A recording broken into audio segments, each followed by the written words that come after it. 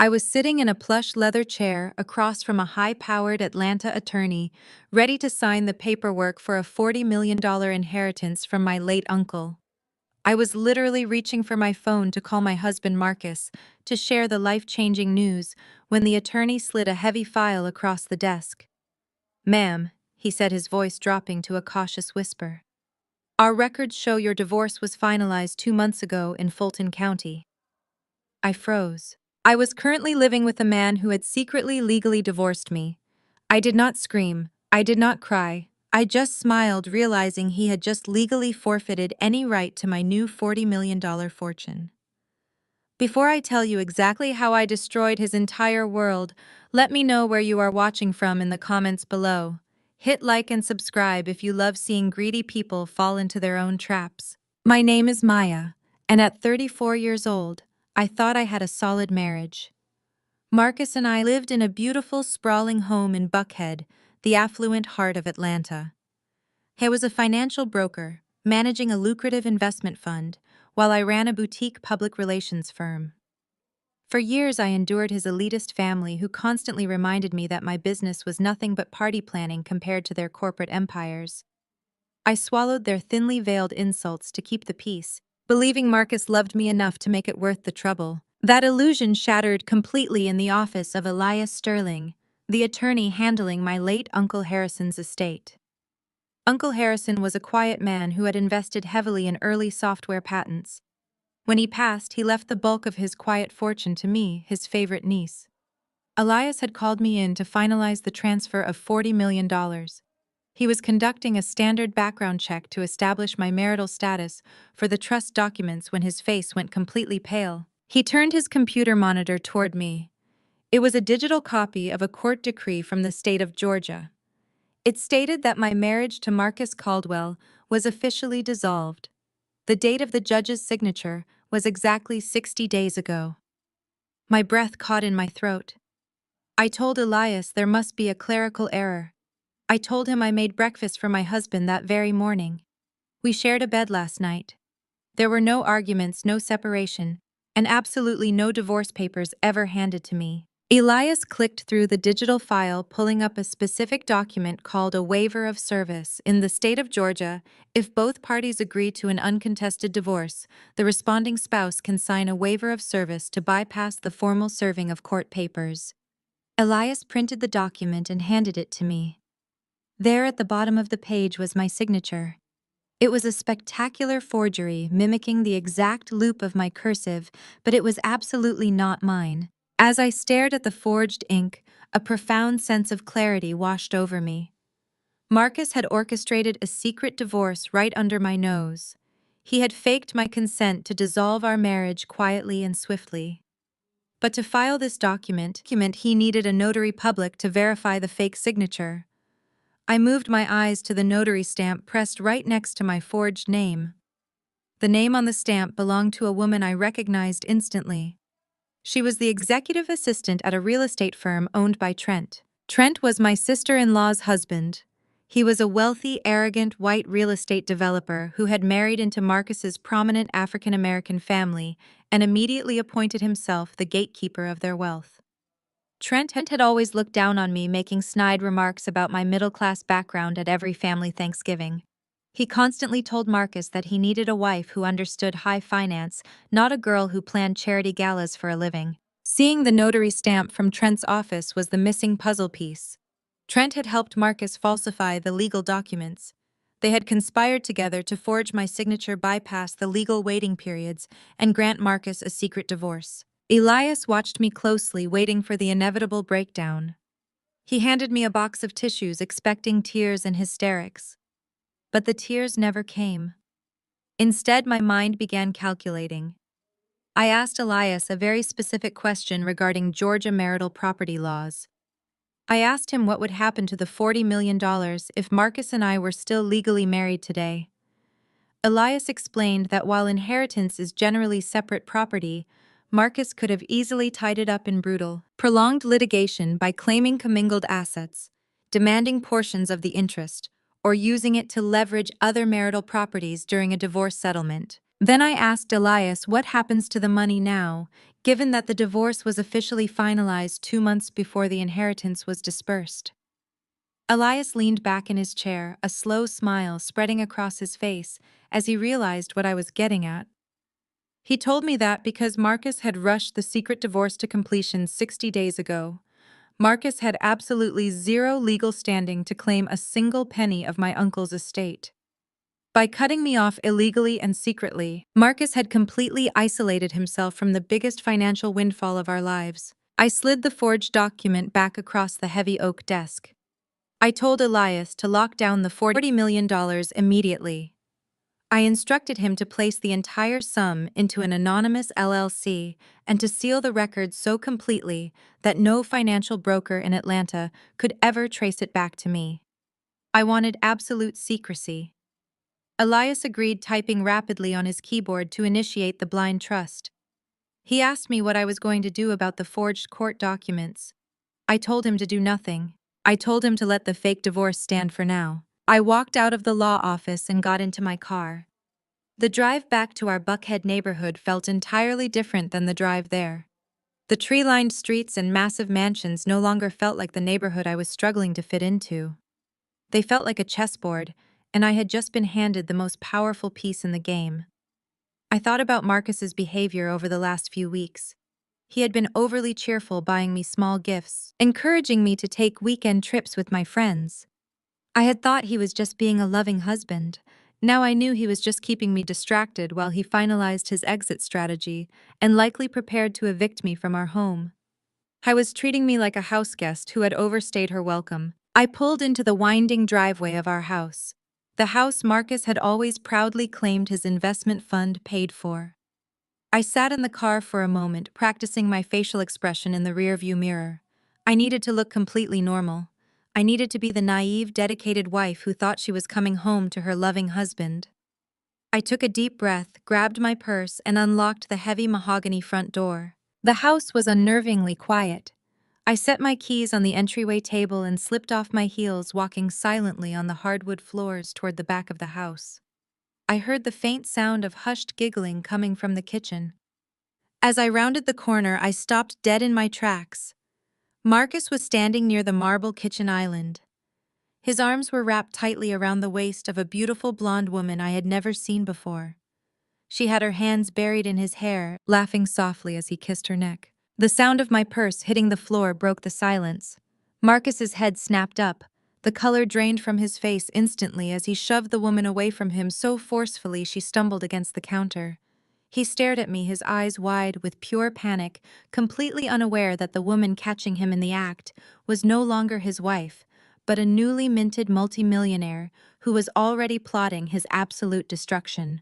Marcus scrambled backwards so fast his expensive loafers slipped on the polished marble floor. He shoved the blonde woman away with such force that her hips slammed into the edge of the kitchen island. The panic in his eyes was absolute. He looked like a deer caught in the headlights of an oncoming freight train. But before he could even open his mouth to stutter a pathetic excuse, his corporate survival instincts kicked in. He smoothed the front of his custom-tailored shirt, let out a loud, artificial laugh, and reached for the blonde woman's arm, pulling her back into a professional stance. "Maya, baby, you startled us." Marcus stepped forward with a wide, breathless smile. He gestured to the woman who was currently staring at the floor, her face flushed a deep, guilty crimson. "This is Sienna. She is the new event coordinator I hired to help you with the family dinner tonight. We were just celebrating because she managed to secure that vintage wine my mother loves at the absolute last minute. She tripped on the rug and I was just catching her." It was the most insulting, poorly constructed lie I had ever heard in my entire life. I could literally smell Sienna's cheap vanilla perfume mixing with the scent of Marcus's expensive cologne from across the room. Her lipstick was smeared, and her breathing was ragged. A week ago, I would have screamed. I would have thrown the crystal vase on the counter straight at his head. I would have demanded answers, cried until my lungs burned, and begged him to explain why I was not enough. But I was not the same woman who had left this house 3 hours ago.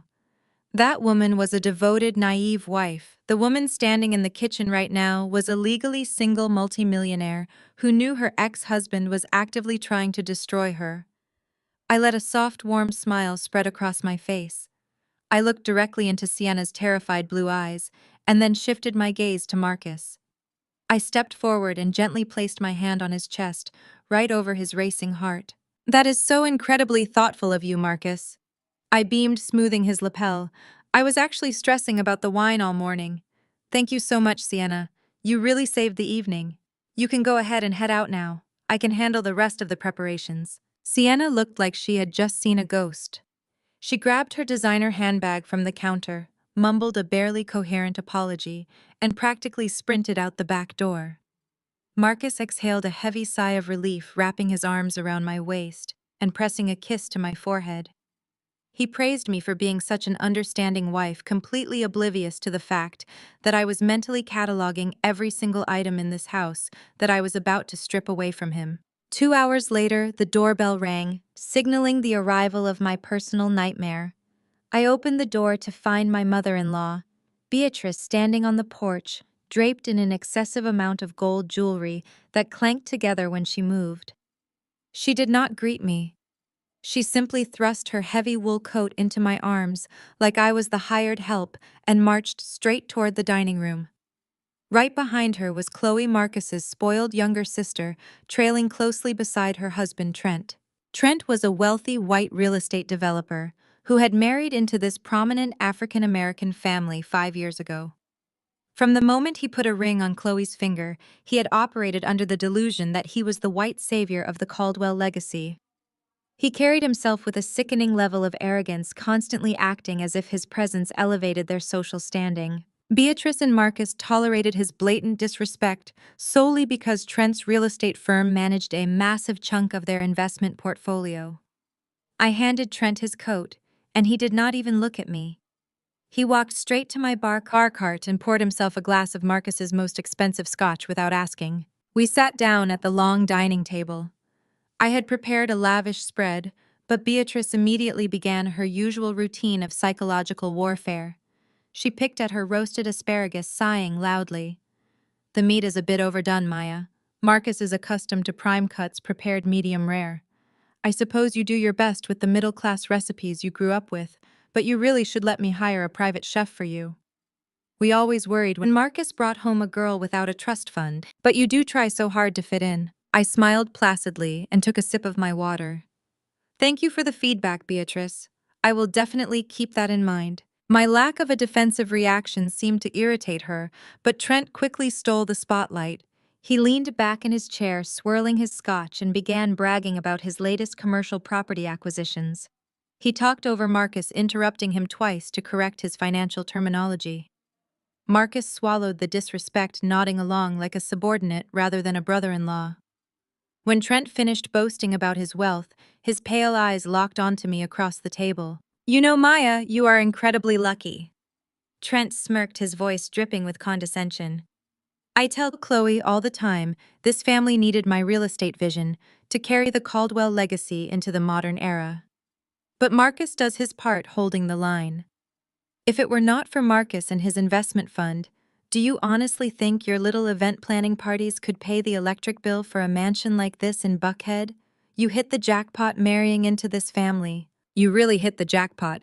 The dining room went dead silent. Chloe let out a sharp, mocking laugh behind her wine glass. Beatrice looked entirely too pleased with the insult. I turned my head slowly to look at Marcus. This was his house. I was his wife. This was the moment a real man would stand up, demand respect for his partner, and put his arrogant brother-in-law in his place. Marcus let out a weak chuckle and placed his hand over mine on the table. Now Trent, be nice to her. Marcus said, his tone patronizing and dismissive. Her little charity galas keep her busy during the day. It gives her a sense of purpose. It is cute. He did not defend me. He agreed with them. He sat there and let a man disrespect me in my own dining room because to Marcus, I was just a placeholder. A naive, financially dependent prop that he was already in the process of discarding. I did not throw my drink in Trent's face. I did not scream at Marcus. Instead, I stood up from my chair, picked up the bottle of vintage red wine Sienna had supposedly procured, and walked slowly around the long table. I stopped right behind Trent's chair.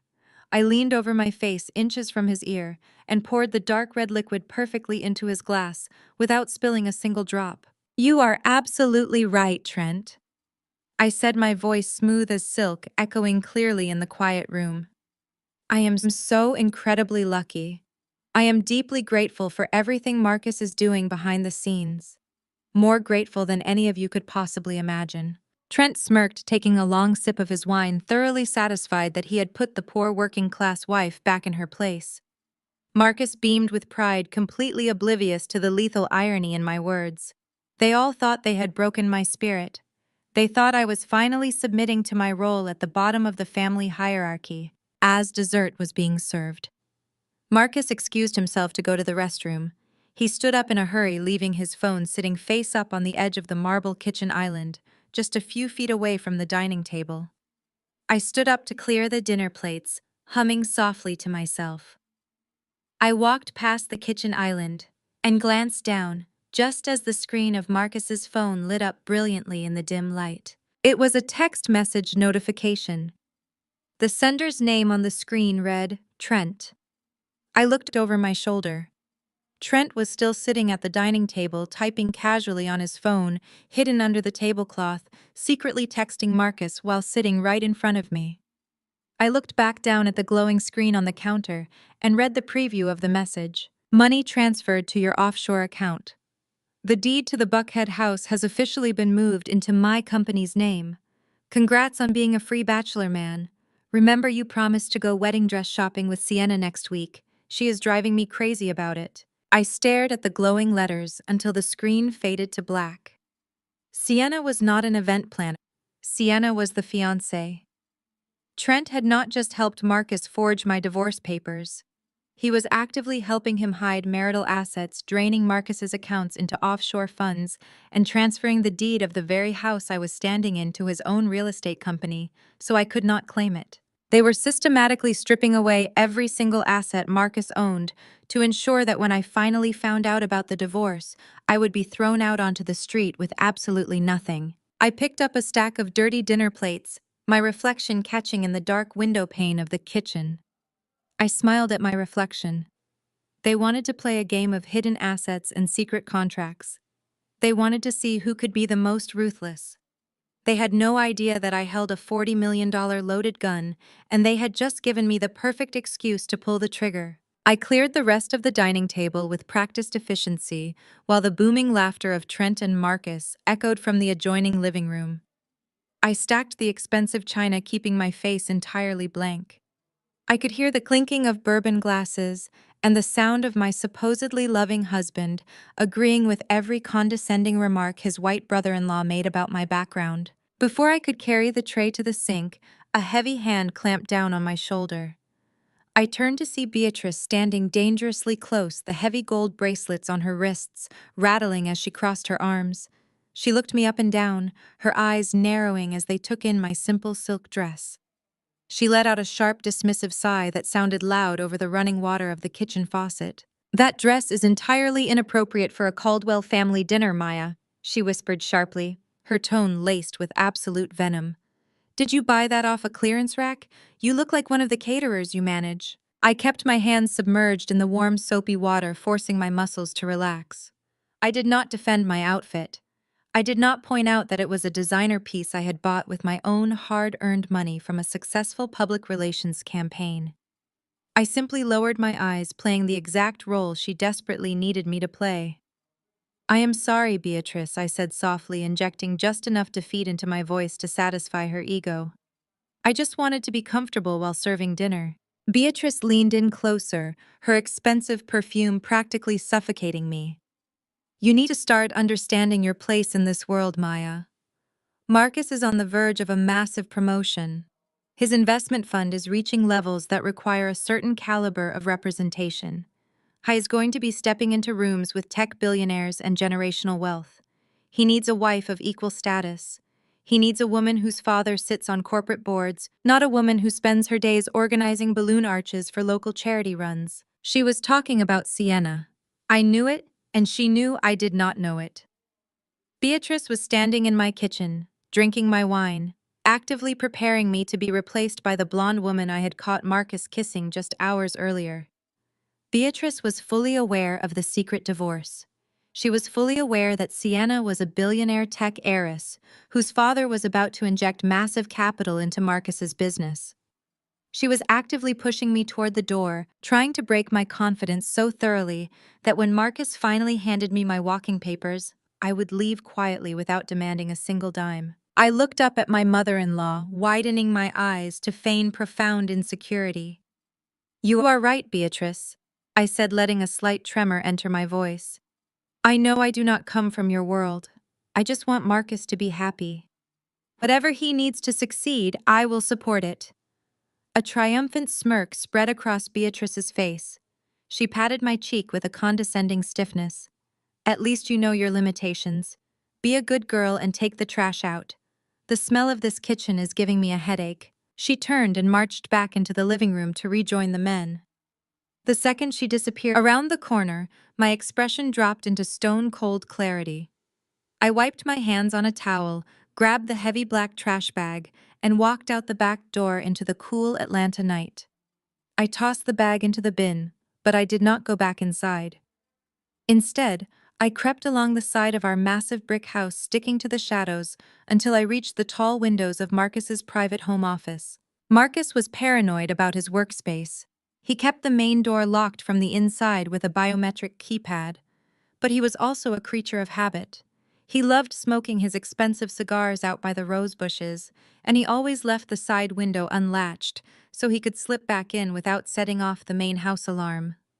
I slid my fingers under the window frame, pushed it up silently, and climbed right into the lion's den. The office was dark, lit only by the ambient glow of the streetlights filtering through the blinds. I moved straight to his sleek desktop computer. I knew he changed his password every 30 days for security, but I also knew he used the exact same formula every time. The name of his first luxury car, the current year, and a dollar sign. I typed it in rapidly. The screen unlocked, bathing my face in a bright blue light. I pulled a high-capacity flash drive from my pocket and jammed it into the USB port. My hands flew across the keyboard, bypassing his general files and digging straight into the hidden encrypted folders he kept buried under layers of fake client reports. As the progress bar on my screen began transferring gigabytes of data, I started opening individual files. What I saw made my blood run ice cold. Marcus was not just a cheating husband. He was a financial fraud on the brink of absolute ruin. The successful investment fund he constantly bragged about to Trent and Beatrice was a sinking ship. He had made catastrophic bets on commercial real estate that tanked, and his fund was currently bleeding millions. But Marcus had a plan, and the files laid it out perfectly. A folder labeled Project Sienna contained the entire blueprint. Sienna's father was not just a tech billionaire. He was looking to acquire distressed assets to offset his own tax liabilities. Marcus was essentially selling himself to Sienna's family to secure a massive financial bailout. But to make the deal work, Marcus had to look like a clean investment. I opened an email chain between Marcus and Trent. Trent, the arrogant white savior of the family, was the mastermind behind the financial shell game. Trent was using his real estate firm to help Marcus quietly transfer all the toxic, worthless debt from the investment fund into a separate holding company. Then it hit me. The sheer ruthless brilliance of his secret divorce. If Marcus had stayed married to me, marital property laws in Georgia would have dictated that we share our assets and our debts.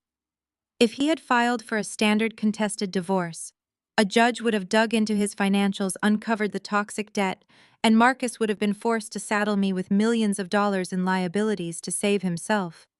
But Marcus did not want a messy trial. He did not want financial discovery. I wanted a clean break so he could marry Sienna next month with zero legal attachments to his past failures. By forging my signature on the waiver of service and pushing through a secret, uncontested divorce, Marcus thought he was protecting his new clean money from me. He thought he was leaving me with nothing.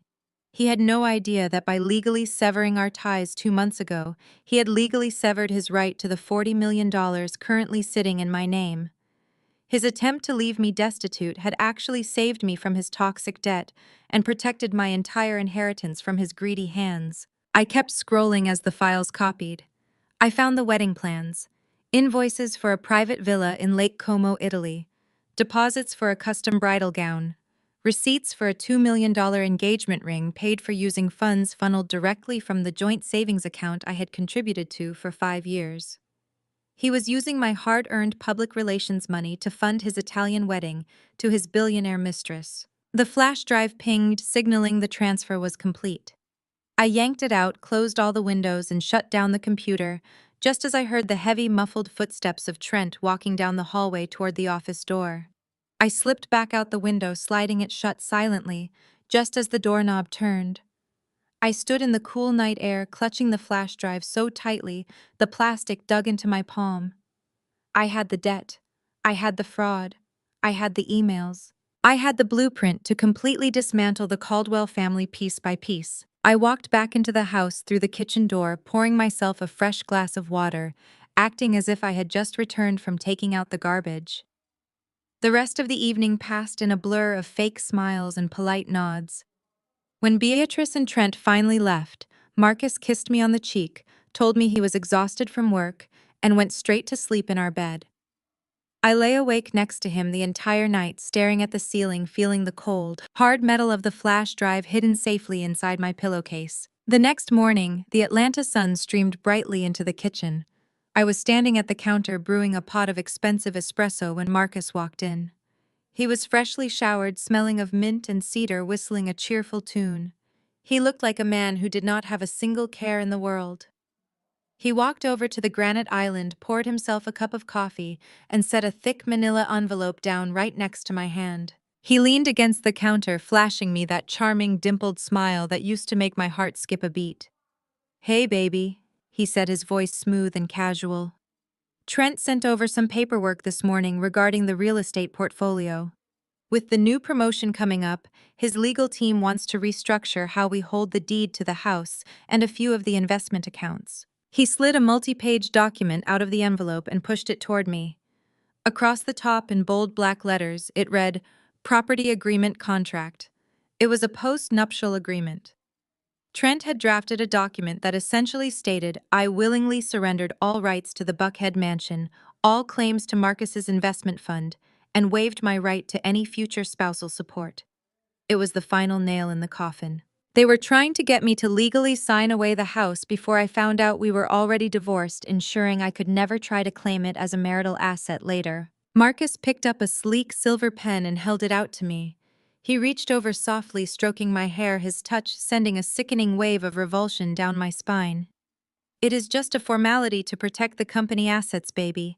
Sign it, and we will go to Paris this weekend." I stared at the silver pen Marcus held out to me.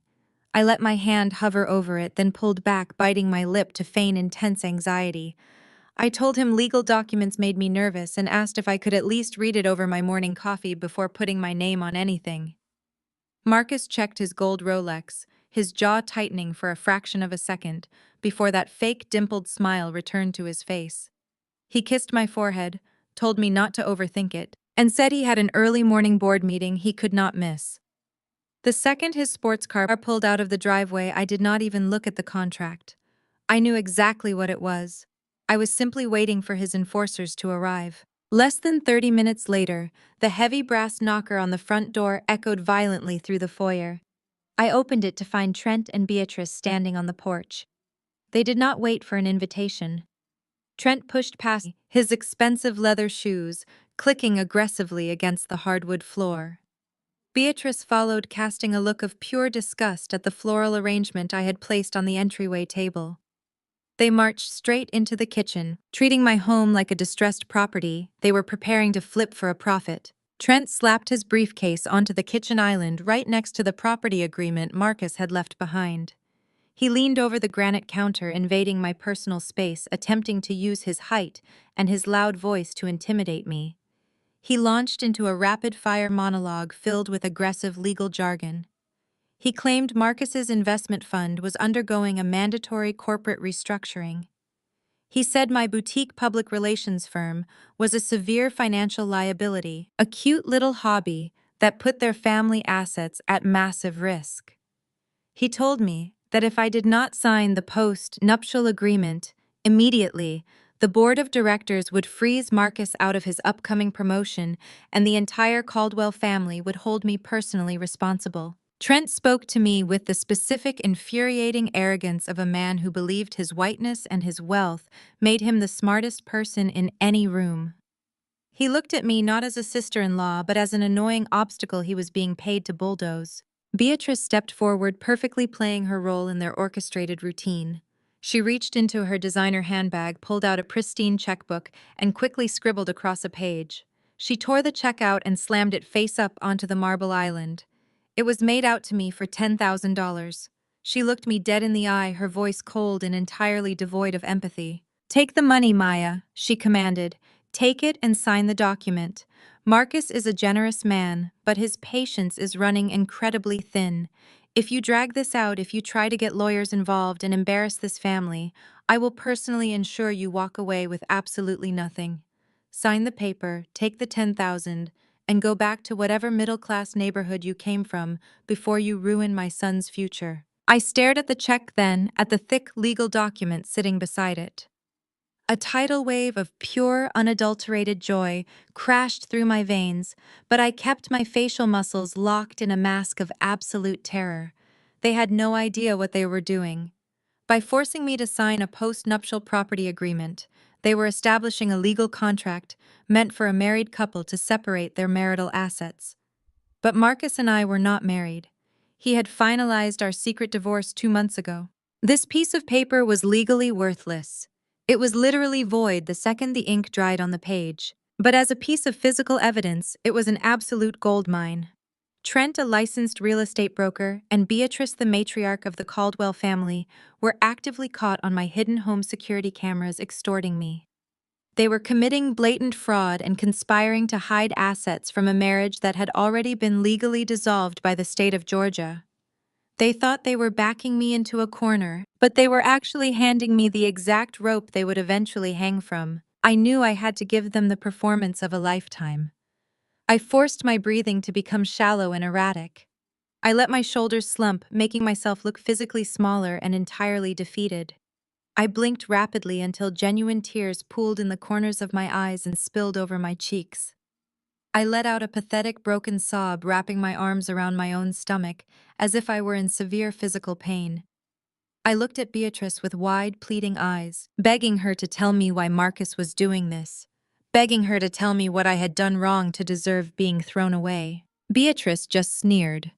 She crossed her arms, completely unmoved by my display of heartbreak, and pointed a manicured finger sharply at the signature line at the bottom of the page. I picked up the silver pen with a violently shaking hand. I let a single tear drop directly onto the thick parchment paper, smudging the black text slightly as I signed my name at the bottom of the final page.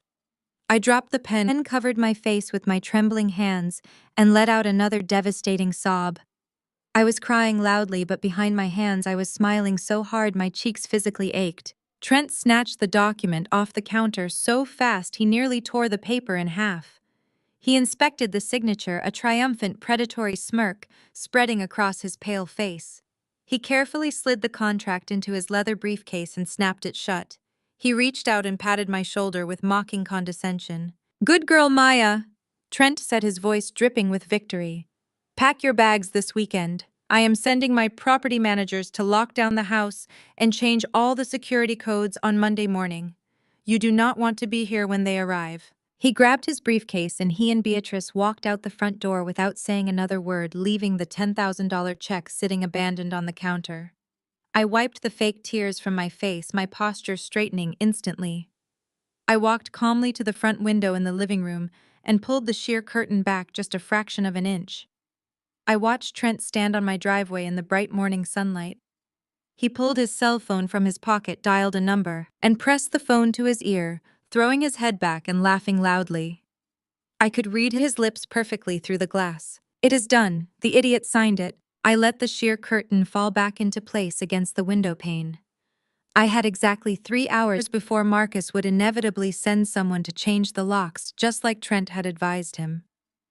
I walked upstairs to the sprawling master bedroom and pulled a single scuffed duffel bag from the back of the walk-in closet. I did not pack the designer gowns Marcus had purchased for me to wear to his corporate galas. I did not take the expensive jewelry Beatrice had gifted me with those backhanded compliments about how it might distract people from my unruly hair. I packed only what I had bought with my own public relations income: jeans, comfortable sweaters, my business suits, and my laptop. I left the $10,000 check sitting right there on the granite kitchen island. Taking it would imply a settlement. Leaving it meant they had simply stolen my time. I walked out the front door, feeling the heavy Georgia heat wash over me, and drove my modest sedan straight out of the gated Buckhead community. I was leaving behind a mansion, but I felt like I had just broken out of a maximum security prison. My first stop was Elias Sterling's downtown office. The air conditioning inside the high-rise building was freezing, a sharp contrast to the blistering heat outside. Elias was waiting for me in his private conference room, two thick leather-bound folders resting on the mahogany table. He poured me a glass of sparkling water and slid the first folder across the polished wood. "The wire transfers cleared an hour ago," Elias said, his voice laced with deep professional satisfaction. "The full $40 million from your uncle's estate is now legally secured inside Apex Holdings LLC. You are the sole managing director. Because the entity is completely blind, your name is nowhere on the public registry. To the outside world, Apex Holdings is just another ruthless corporate conglomerate backed by private equity." I stared at the bank statement inside the folder. A4 followed by 7 zeros. It was a staggering amount of power printed in simple black ink. I traced my finger over the numbers, thinking about how desperately Marcus was scrambling to secure a fraction of this amount by marrying Sienna. I closed the folder and looked up at Elias, sliding the encrypted flash drive across the table. I told him it was time to go shopping. I could have easily checked into the presidential suite at the Four Seasons. I could have bought a penthouse in Midtown with straight cash. Instead, I drove to a dilapidated apartment complex on the industrial outskirts of Atlanta. The paint was peeling off the exterior walls in large gray flakes, and the elevator in the lobby was permanently out of service. I rented a cramped, dimly lit studio apartment on a month-to-month lease. It smelled faintly of bleach and stale smoke. I dragged my duffel bag inside and sat down on the lumpy mattress of the furnished bed. I messed up my hair, pulling strands loose from my usually perfect bun. I wiped off my makeup until I looked completely exhausted, letting the dark circles under my eyes show clearly. I held up my phone and took a selfie, making sure the cracked paint on the wall and the cheap stained curtains behind me were perfectly visible in the frame. I opened my social media and posted the photo with a vague, melancholic caption about new beginnings being the hardest part of the journey. I knew exactly what I was doing. My career in public relations had taught me that controlling the narrative was everything. Marcus, Beatrice, Trent, and Chloe operated entirely on optics and social hierarchy. They needed to believe they had ruined me. If I disappeared quietly, they would get suspicious. If I paraded around in luxury, they would panic and investigate. But if I played the role of the broken, destitute ex-wife forced into sudden poverty, they would become so blinded by their own arrogance that they would never see the financial guillotine swinging right above their necks. The next morning, the real work began. I sat at the chipped formica table in my cheap apartment, setting up a secure video call with Elias. We pulled up the hard drive data I had copied from Marcus's home office. Marcus and Trent were desperately trying to offload millions of dollars in toxic commercial real estate debt to clean up Marcus's portfolio before his wedding to Sienna. Trent had developed several massive commercial strip malls that had completely failed, and Marcus had illegally used his clients' investment funds to finance them. Now they were bundling these bad loans and trying to sell them off to vulture funds for pennies on the dollar just to get the massive liabilities off their books. I instructed Elias to use Apex Holdings to buy it all. Every single bad loan, every defaulted commercial mortgage, every toxic asset Trent had bundled for Marcus. Elias executed the trades through a labyrinth of proxy buyers and shell companies. We bought their debt at an incredible discount because they were absolutely desperate to liquidate. Trent and Marcus thought they were dumping their financial garbage on some nameless overseas investment firm. They thought they were clearing their ledgers and saving themselves from federal fraud investigations. They had absolutely no idea that they had just handed the total sum of their financial liabilities directly to me. I was no longer just the woman they threw away. I was now their primary creditor. I literally owned their debt, which meant I owned their entire future. By late afternoon, Elias confirmed the final transaction had cleared the banking system. Apex Holdings now controlled 51% of Trent's outstanding commercial liabilities. One simple demand for immediate payment, and his entire arrogant real estate empire would crumble into dust, taking Marcus's investment fund down, right along with it. I leaned back in my cheap plastic chair, taking a sip of instant coffee, feeling a level of satisfaction that no expensive champagne could ever match. I had the power to destroy them with a single phone call, but I was not going to make it easy for them. I wanted them to climb to the very top of their social pedestal before I kicked the ladder out from under them. My phone buzzed on this table, vibrating against the cheap Formica. I picked it up to see a notification from my social media account. My miserable-looking selfie from the day before had gained a massive amount of traction. People from my old public relations circles were leaving sympathetic comments asking if I was okay, offering to take me out for drinks to talk. But one comment stood out at the very top of the feed, pinned by its sheer malicious audacity. It was from Chloe, Marcus's spoiled sister and Trent's entitled wife. She had commented publicly, ensuring that every single person in our Atlanta social circle would see her words. "Oh my God," she wrote, adding a fake crying emoji. "Heard you and Marcus officially separated. That apartment looks absolutely awful. Let me know if you need me to cash app you some lunch money." The grand ballroom of the Atlanta Botanical Garden was a sea of glittering crystal and deep floral arrangements. I stood near the main entrance holding a digital tablet, directing the catering staff with precise instructions. As the lead public relations coordinator for this elite charity auction, my job was to remain entirely invisible while ensuring the city's wealthiest donors had a flawless evening. I was wearing a crisp, tailored white silk blouse and black trousers, blending in perfectly with the professional background. Then the heavy oak doors swung open, and the entire Caldwell family made their grand entrance. Beatrice led the charge, dripping in ostentatious gold jewelry and acting as if she personally owned the venue. Chloe and Trent followed closely behind her. But it was the couple bringing up the rear that made the air freeze in my lungs. Marcus walked into the ballroom wearing a custom-tailored tuxedo, his arm wrapped protectively around the waist of a stunningly beautiful white woman. It was Sienna. She was wearing a clinging emerald green designer gown that left absolutely nothing to the imagination. More importantly, the tight fabric proudly displayed a very distinct, undeniable 3-month baby bump. Sienna rested her hand over her stomach, laughing at something Marcus whispered in her ear. He had not just replaced me. He had gotten his wealthy white mistress pregnant while he was still sleeping in my bed, eating the dinners I cooked and acting like my devoted husband. The sheer breathtaking audacity of parading his pregnant fiancée at a high society event in Atlanta while I was still legally fighting to catch my breath was staggering. He was putting his new upgraded life on public display, completely confident that I was too poor and too broken to ever do anything about it. I did not break my professional composure. I simply tapped my tablet, instructing a waiter to take a tray of champagne to the newly arrived guests. But the moment Marcus looked up and made eye contact with me across the crowded ballroom, all the blood drained from his face.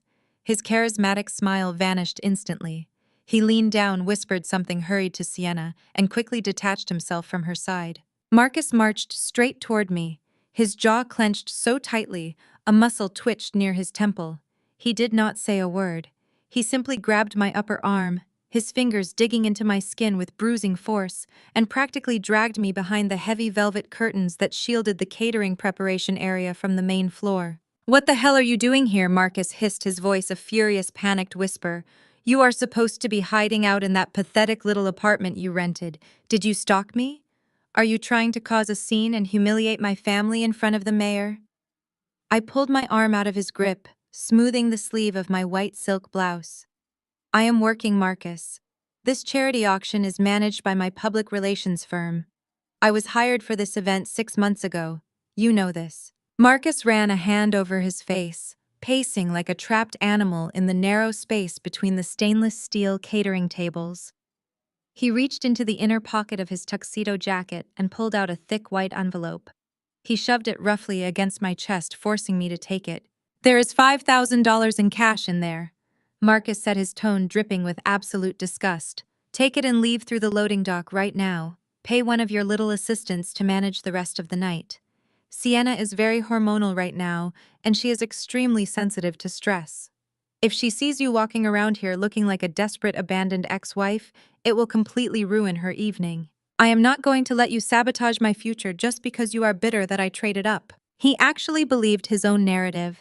He genuinely believed that his pregnant billionaire heiress fiancée needed to be protected from the sight of the woman he had actively betrayed and defrauded. He thought he could buy my dignity with $5,000 of the very money he was actively trying to hide from his own creditors. I looked down at the envelope in my hands. I felt the familiar urge to scream, to slap him across the face, to march right out onto that ballroom floor and announce to the entire city of Atlanta exactly what kind of monster he was. But a predator does not bark before it bites. I smiled. A soft, chillingly calm smile that made Marcus take a highly uncertain step backward. I placed the envelope gently down onto a silver serving tray full of discarded cocktail napkins. "I have a professional contract to fulfill tonight, Marcus," I said, my voice completely devoid of emotion. "I do not abandon my obligations just because the work gets a little uncomfortable. You can keep your money. I have a feeling you are going to need every single penny of it very soon." I turned my back on him and pushed through the velvet curtains, stepping back out into the brilliant light of the ballroom. I walked straight toward the silent auction tables to check the bid sheets deliberately, ignoring the furious glare Marcus was burning into the back of my head. I had only been back on the floor for 3 minutes when Trent decided it was his turn to play the enforcer. I was standing near a massive floral centerpiece, adjusting the lighting on a charity display. I saw Trent walking purposefully toward me from the corner of my eye. He was holding a large, brimming crystal goblet of dark red wine. He did not slow down. He did not deviate his path. Trent walked directly into me, intentionally slamming his shoulder into mine with enough force to knock me off balance. With a loud, theatrical gasp, Trent jerked his wrist, throwing the entire contents of his wineglass directly onto my chest. The dark red liquid splashed violently across my crisp white silk blouse, soaking instantly through the expensive fabric and leaving a massive, humiliating stain right across my heart. "Oh, my deepest apologies," Trent said, his voice booming loudly enough to draw the attention of several wealthy donors nearby. He looked me up and down, a cruel, satisfied smirk, twisting his pale features. "Watch where you are going, waitress. It is getting a bit too crowded in here for the hired help to be wandering around aimlessly." A few feet away, I saw Beatrice and Chloe standing near the champagne fountain. They were not even trying to hide their amusement. Chloe actually raised her glass toward Trent in a silent toast, laughing openly at my public degradation. They wanted me to break. They wanted me to run out of the venue crying, proving to everyone in their elite circle that I was weak, unprofessional, and entirely unworthy of the space I occupied. I did not run. I did not cry. I did not even raise my voice. I reached out and calmly took a clean linen napkin from a passing server's tray. I dabbed gently at the ruined silk of my blouse, maintaining perfect, unshakable eye contact with Trent the entire time. He shifted his weight, his smirk faltering just a fraction, as he realized I was not giving him the hysterical reaction he so desperately craved. "You should be more careful with your beverages, Trent," I said, my tone as casual as if we were discussing the weather. "Spilling things so recklessly is a terrible habit. You never know when a careless mess might end up costing you everything you own." Trent scoffed, rolling his eyes and muttering a racial microaggression under his breath before turning on his heel to strut back toward Marcus and his pregnant mistress. He thought he had won. He thought he had successfully put the poor, discarded woman back in her place. Right at that exact second, my cell phone vibrated violently in the pocket of my black trousers. I pulled the phone out, still dabbing at the wine stain on my chest. The screen illuminated with a secure text message from my lawyer, Elias Sterling. I opened the message and read the single sentence that officially sealed the destruction of the Caldwell family. 51% acquisition of Trent's real estate holding company is officially complete, Elias wrote. The transfer cleared the Federal Registry 2 minutes ago. We are now their biggest creditor. You own them. I locked my phone and slid it back into my pocket. I looked across the sparkling ballroom at Trent, who was currently laughing loudly and slapping Marcus on the back. I looked at Beatrice, who was proudly introducing Sienna to the mayor's wife. I looked at Marcus, who was smiling at his pregnant mistress, completely convinced that his financial fraud had successfully secured his future. They were drinking premium champagne and celebrating their perceived victory. They had absolutely no idea that the woman standing across the room in a ruined wine-stained shirt was no longer their victim. I was the silent executioner who had just legally purchased the very ground they were standing on. The morning after the Botanical Garden Gala, I sat at the wobbly Formica table in my rundown studio apartment. The peeling wallpaper and stained carpet provided the perfect camouflage for the absolute financial massacre I was currently orchestrating on my laptop. The notification from Elias the night before was just the beginning. Now it was time to watch the poison work its way through the Caldwell family's bloodstream. Elias was on a secure video call with me, sharing his screen. He pulled up the live financial ledgers for Trent's real estate development firm. Through Apex Holdings, my anonymous company, I was now the legal owner of over half of Trent's commercial debt. I gave Elias the green light to invoke the acceleration clauses on every single loan we had acquired. In the corporate finance world, an acceleration clause allows the lender to demand immediate, full repayment of a loan if the borrower shows signs of severe insolvency. Because Trent had built his entire empire on a house of cards, using Marcus's hidden funds to artificially inflate his portfolio, he was legally entirely exposed. Within minutes, the automated demands for repayment hit Trent's corporate servers. Because I still had the cloned hard drive and the backdoors I had installed through Marcus's home office network, I had a front row seat to their internal communications.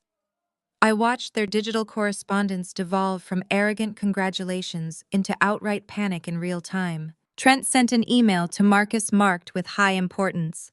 The subject line was just a string of panicked question marks.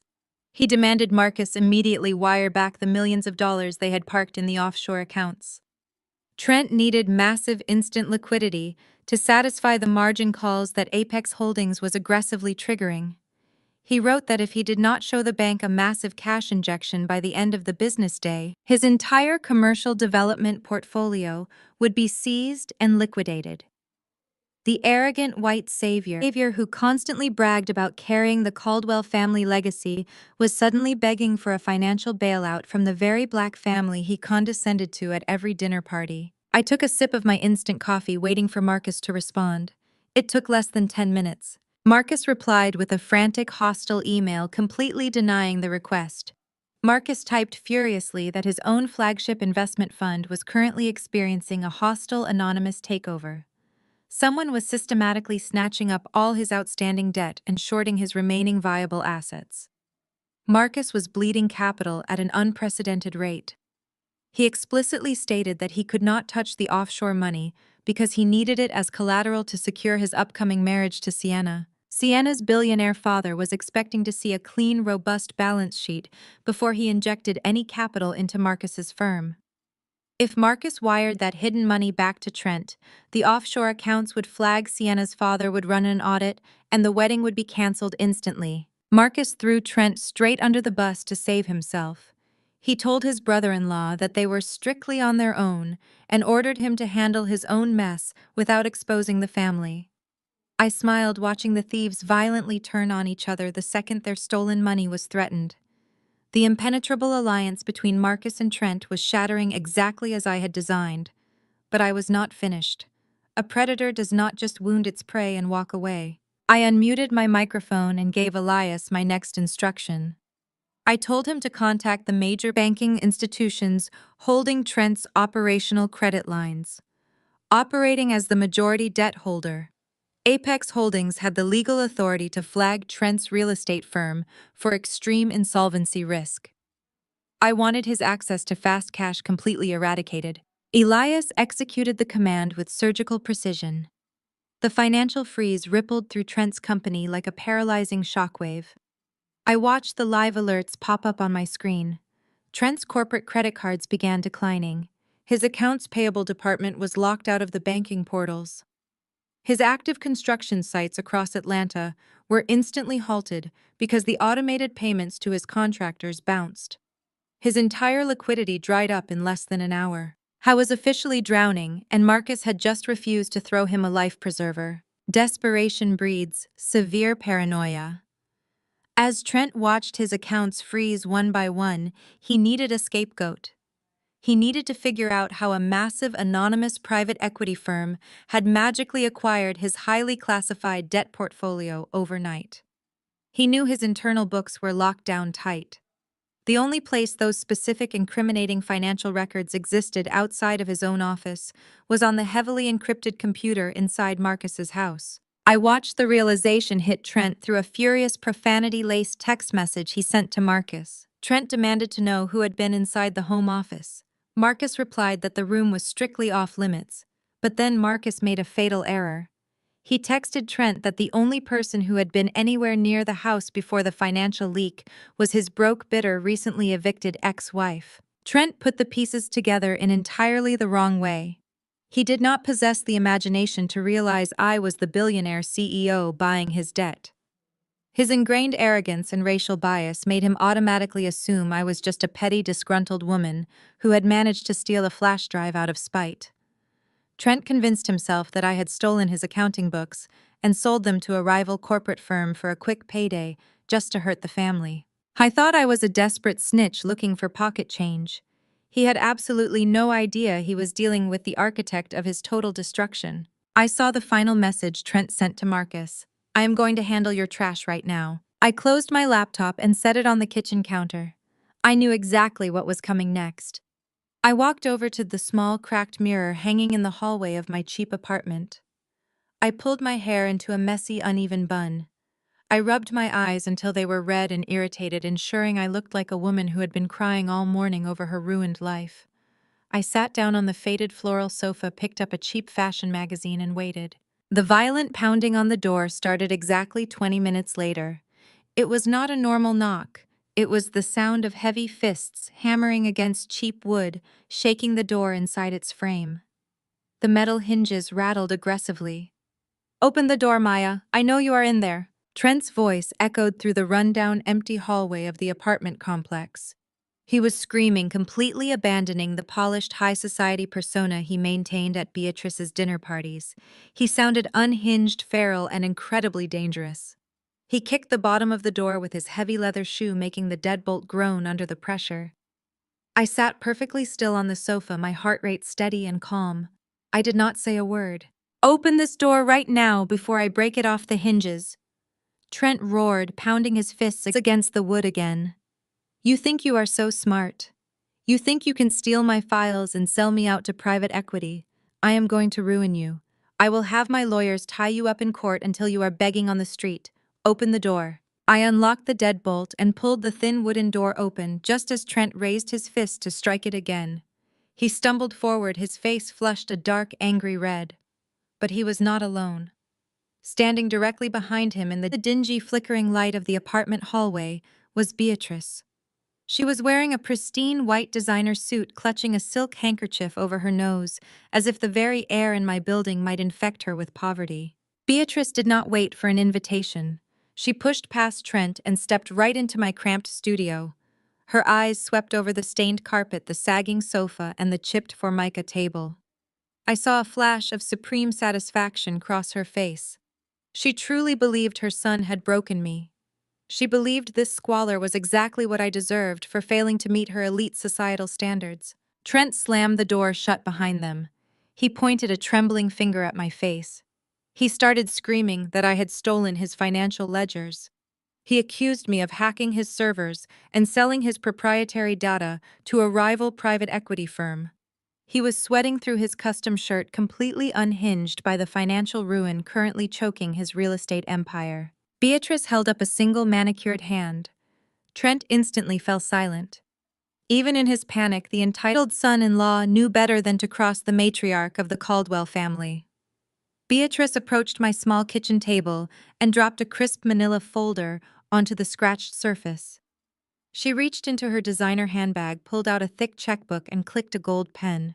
We do not have time for your usual theatrics, Maya Beatrice said, her voice dripping with aristocratic disdain. The rumors surrounding your little separation from Marcus are becoming a nuisance. Sienna's father is a very traditional man. He does not like scandal. He certainly does not like hearing whispers that his future son-in-law might have abandoned a destitute wife. It makes Marcus look financially irresponsible and morally questionable. She opened the folder and slid a typed 2-page document toward me. This is a public statement drafted by my family's crisis management team, Beatrice explained smoothly. You are going to post this on all of your social media platforms immediately. You are going to send it to the local society blogs. In this statement, you take full responsibility for the failure of the marriage. You will confess that you were financially reckless, deeply unstable, and that you engaged in multiple extramarital affairs. You will state that Marcus tried everything to save you, but he ultimately had to walk away for his own well-being. I looked down at the paper. They were not just asking me to disappear. They were demanding I permanently destroy my own professional reputation to pave the way for Marcus's billionaire wedding. They wanted me to publicly brand myself as a toxic, cheating failure, so Marcus could play the role of the tragic, long-suffering hero. Beatrice uncapped her gold pen and wrote out a check. She ripped it from the ledger and placed it squarely on top of the fake confession. That is a cashier's check for $50,000, Beatrice said, lifting her chin. It is more money than a girl from your background has ever seen at one time. Take the money, Maya. Post the statement. If you do this, I will make sure Marcus does not sue you for stealing Trent's data. If you refuse, Trent will have you arrested for corporate espionage before the sun sets. Trent puffed out his chest, stepping closer to me to reinforce the threat. You hear that? You take the deal or I will personally make sure you spend the next 10 years in a federal prison. They thought they had me perfectly cornered. They thought $50,000 and an empty legal threat would make me completely surrender. I did not look at the check. I did not look at the fake confession. I slowly reached into the pocket of my jeans and pulled out my smartphone. I tapped the screen, opened my voice memo application, and pressed the bright red record button. I placed the phone face up on the table right next to Beatrice's bribe. Let me make sure I understand the terms of this arrangement perfectly, I said, making sure to project my voice clearly for the microphone. You, Beatrice Caldwell, and you, Trent, are sitting in my home offering me a $50,000 bribe. You are demanding I publish a fraudulent public statement to cover up a highly classified corporate embezzlement scheme. Beatrice frowned, her perfectly arched eyebrows drawing together in confusion. What are you talking about? Turn that device off right now. I ignored her, leaning closer to the phone. You want me to tell the media I was financially reckless so nobody looks into Marcus's investment fund? You are paying me to hide the fact that Marcus illegally funneled millions of dollars of his clients' investment money through Trent's failing real estate company. But most importantly, you are bribing me to cover up the fact that Marcus used those exact stolen corporate funds to purchase a $2 million engagement ring for his pregnant mistress, Sienna. The color drained out of Beatrice's face so fast she looked like a ghost. Her jaw dropped open. She stared at me in sheer, absolute horror. She knew Marcus was marrying Sienna for the bailout money, but she clearly had no idea he had stolen from his own clients to buy the engagement ring. She had no idea the federal crimes were that deep. Trent, however, did not freeze. Trent realized instantly that I was not guessing. I knew exact numbers. I knew the exact flow of the stolen money. He realized that the person who had bought his debt earlier that morning was not some random corporate firm. It was me, you miserable lying traitor, Trent roared. He lost his mind completely. The arrogant, composed real estate mogul vanished, replaced by a violent, cornered animal. He lunged across the small formica table, his massive hand raised high, aiming a brutal, closed fist directly at my face. He intended to knock me out and take my phone. I did not even flinch. I did not step back. Before Trent's hand could come anywhere near my face, the hollow core door to my cramped bedroom violently kicked open. Two towering men dressed in identical, impeccably tailored black suits exploded into the living room.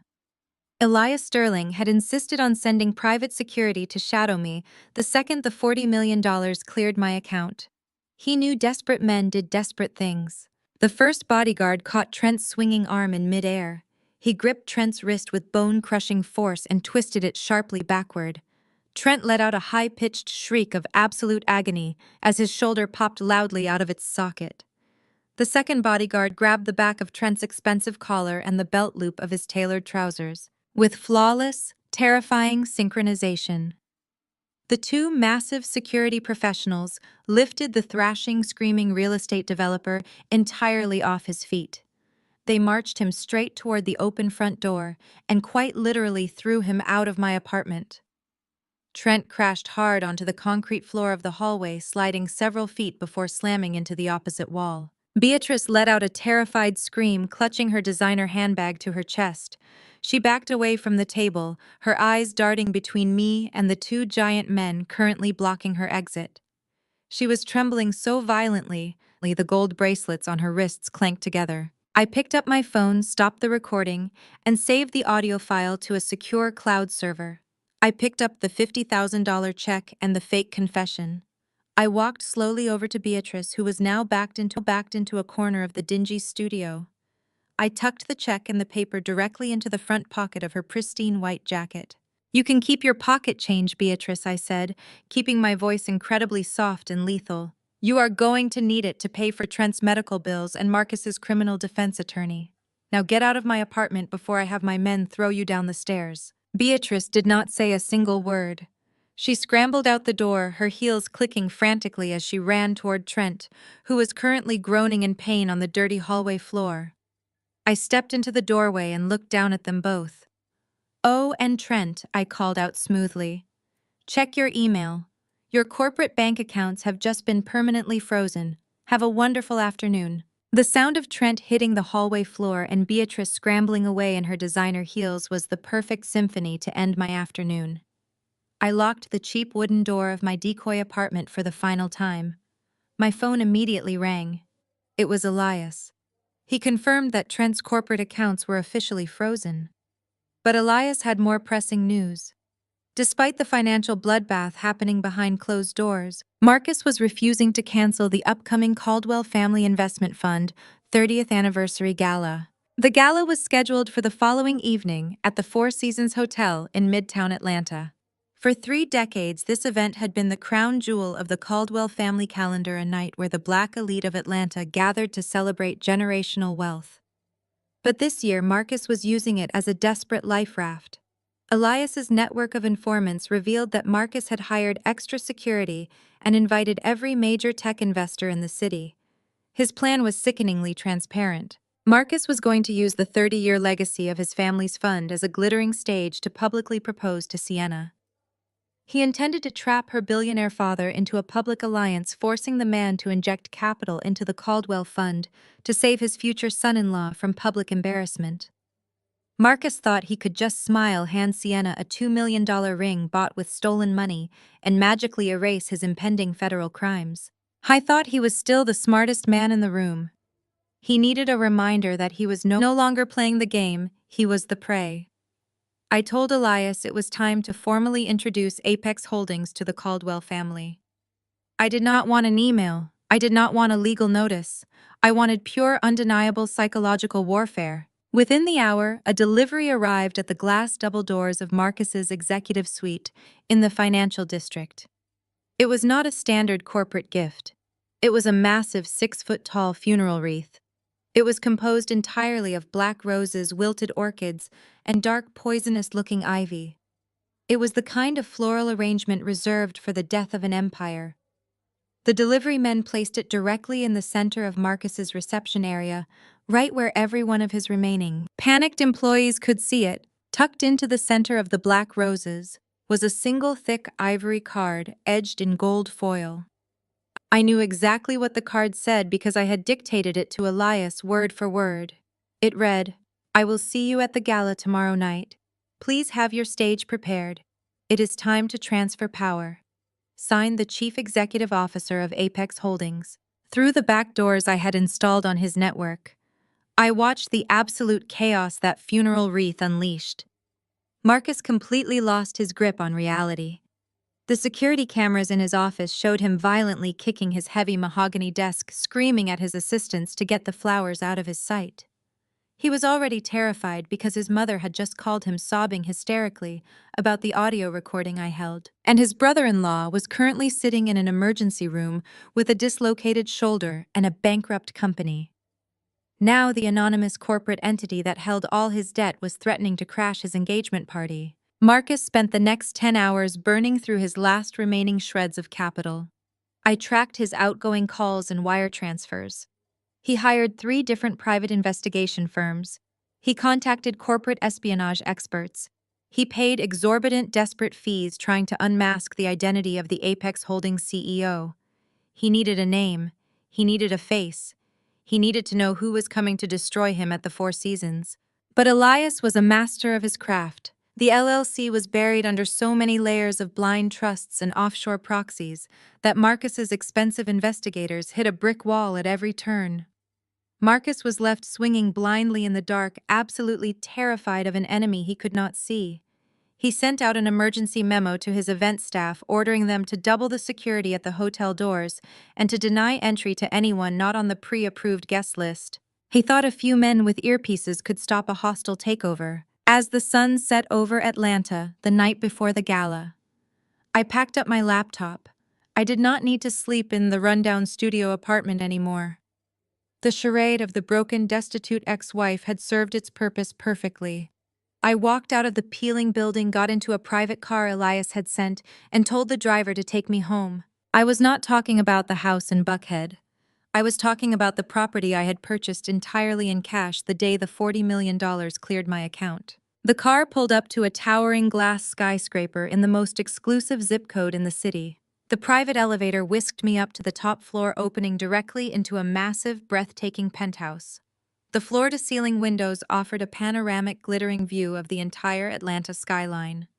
The marble floors gleamed, and the crystal chandeliers cast a warm, powerful glow over the modern custom furniture. This was my sanctuary. This was the fortress I had built with my uncle's legacy. I walked into the master suite where my stylist had already been at work. Hanging on a velvet mannequin in the center of the massive walk-in closet was my armor for the following night. It was a custom haute couture evening gown. The silk was a deep, dangerous shade of crimson, the exact color of spilled blood. The bodice was structured and sharp, encrusted with hundreds of tiny, flawless red diamonds that caught the light like fire. It was not a dress meant for a supportive wife. It was a dress meant for a conqueror. Resting on the vanity, next to the dress was a velvet jewelry box containing a spectacular diamond collar necklace, a piece salvaged from my uncle's most prized collection. I stepped in front of the massive gilded mirror covering the far wall of the bedroom. I looked at the woman reflecting back at me. The tired, anxious girl who used to shrink under Beatrice's insults was completely gone. The desperate woman who had signed a fake contract in her kitchen was dead. Standing there was the sole managing director of a ruthless financial empire. I traced my fingers over the cold, sparkling diamonds on the red silk dress. I thought about Marcus, currently sweating in his office, terrified of the phantom CEO coming to take his throne. I thought about Sienna practicing her surprised face for a proposal funded by stolen money. I smiled, a slow, predatory curve of my lips that reached all the way to my eyes. It is time to show them what $40 million looks like. The grand ballroom of the Four Seasons Hotel in Midtown Atlanta was a suffocating display of generational wealth and desperate performance. The Caldwell family had pulled out all the stops for the 30th anniversary of their investment fund. Towering centerpieces of white orchids brushed the crystal chandeliers. Waiters in crisp black tuxedos circulated with silver trays of vintage champagne. The room was packed with the city's black elite. Judges, real estate moguls, tech investors, and local politicians were all mingling, completely unaware that they were standing inside a financial slaughterhouse. I stood in the darkened vestibule just outside the main ballroom doors, listening to the muffled sound of the jazz band fading away. The program had reached its climax. Through the slight crack in the heavy oak doors, I could see Marcus standing on the brightly lit stage. He was sweating right through his custom tuxedo, though he masked it with his trademark charismatic smile. He held a microphone in one hand, delivering a passionate, entirely fabricated speech about the Caldwell legacy of integrity and financial stewardship. Standing right beside him on the stage was Sienna. She wore a clinging silver gown that proudly displayed her 3-month baby bump. She was glowing, playing the role of the blushing billionaire heiress to absolute perfection. In the front row, Beatrice sat with her posture rigid, her eyes darting nervously toward the entrance every few seconds. She was terrified that the anonymous CEO who sent the black funeral wreath would suddenly materialize and ruin her son's bailout. Trent sat next to her, his right arm bound in a heavy medical sling from where my bodyguard had dislocated his shoulder the day before. He was drinking heavily, his face pale and slick with anxious sweat. Marcus raised his free hand, signaling for the room to quiet down. He looked out at the sea of wealthy investors, specifically locking eyes with Sienna's billionaire father, who sat at a VIP table near the front. Marcus announced that the Caldwell Fund was not just celebrating 30 years of the past, but securing the promise of the future. He turned to Sienna, his voice dropping into a smooth, practiced cadence of devotion. He reached his hand into the inner pocket of his tuxedo jacket, his fingers wrapping around the velvet box containing the $2 million engagement ring he had bought with stolen corporate funds. He was about to drop to one knee. He was about to seal his fraudulent alliance and save his empire. I gave a sharp nod to the 2 towering security guards flanking the entrance. They grabbed the brass handles of the massive oak doors and shoved them open with staggering force. The heavy doors slammed against the wall with a thunderous echo that cracked through the ballroom like a gunshot. The entire room went dead silent. Hundreds of heads snapped toward the entrance simultaneously. I stepped into the brilliant, blinding light of the ballroom. I did not walk, I glided. The custom crimson silk gown flowed around me like liquid fire, the sharp, structured bodice gripping my waist. The hundreds of flawless red diamonds encrusted into the fabric caught the light of the chandeliers, throwing blinding flashes of crimson across the walls. The heavy antique diamond collar necklace resting against my collarbone radiated absolute untouchable wealth. I held my head high, my posture radiating the chilling, supreme confidence of a woman who literally owned the building they were standing in. A collective gasp rippled through the elite crowd. Whispers broke out instantly, spreading like wildfire across the tables. They recognized me. They knew I was Maya, the supposedly discarded middle-class wife who organized charity events. But the woman standing before them did not look like a public relations assistant. She looked like an empress. The sheer financial magnitude of the couture gown and the heirloom diamonds practically screamed power. On the stage, Marcus froze completely. The velvet ring box slipped from his trembling fingers, hitting the polished wooden stage with a hollow thud that echoed through the silent microphone he was still clutching. His charismatic smile vanished, replaced by an expression of pure, unadulterated horror. He looked as if a ghost had just walked into his funeral. Sienna blinked in confusion, looking from the dropped ring box to my face, entirely unsure of what was happening. In the front row, Beatrice dropped her crystal champagne flute.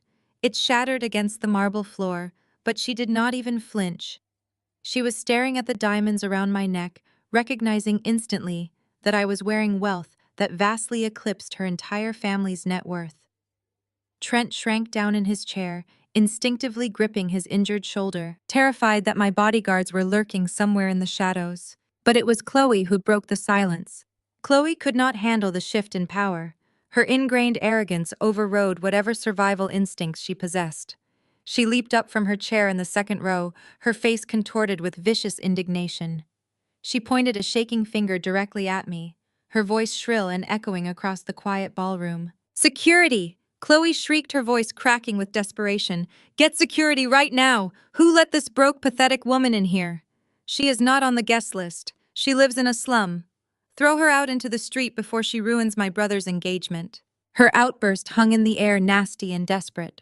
4 burly hotel security guards in dark suits immediately detached themselves from the perimeter walls and marched swiftly toward me. The crowd parted nervously, anticipating a humiliating physical altercation. The guards formed a tight semicircle in front of me, their lead officer holding up a stern hand to block my path. He politely but firmly informed me that this was a private corporate event and asked me to exit the premises immediately to avoid an arrest for trespassing. I did not step back. I did not raise my voice. I did not even look at Chloe, who was currently smirking in the audience, thrilled that she was about to watch me be publicly dragged out of the Four Seasons. I calmly unclasped my small diamond-encrusted clutch. I reached 2 fingers inside and pulled out a single thick card. It was not a paper invitation. It was a solid, heavy card crafted entirely from matte black titanium edged in pure gold.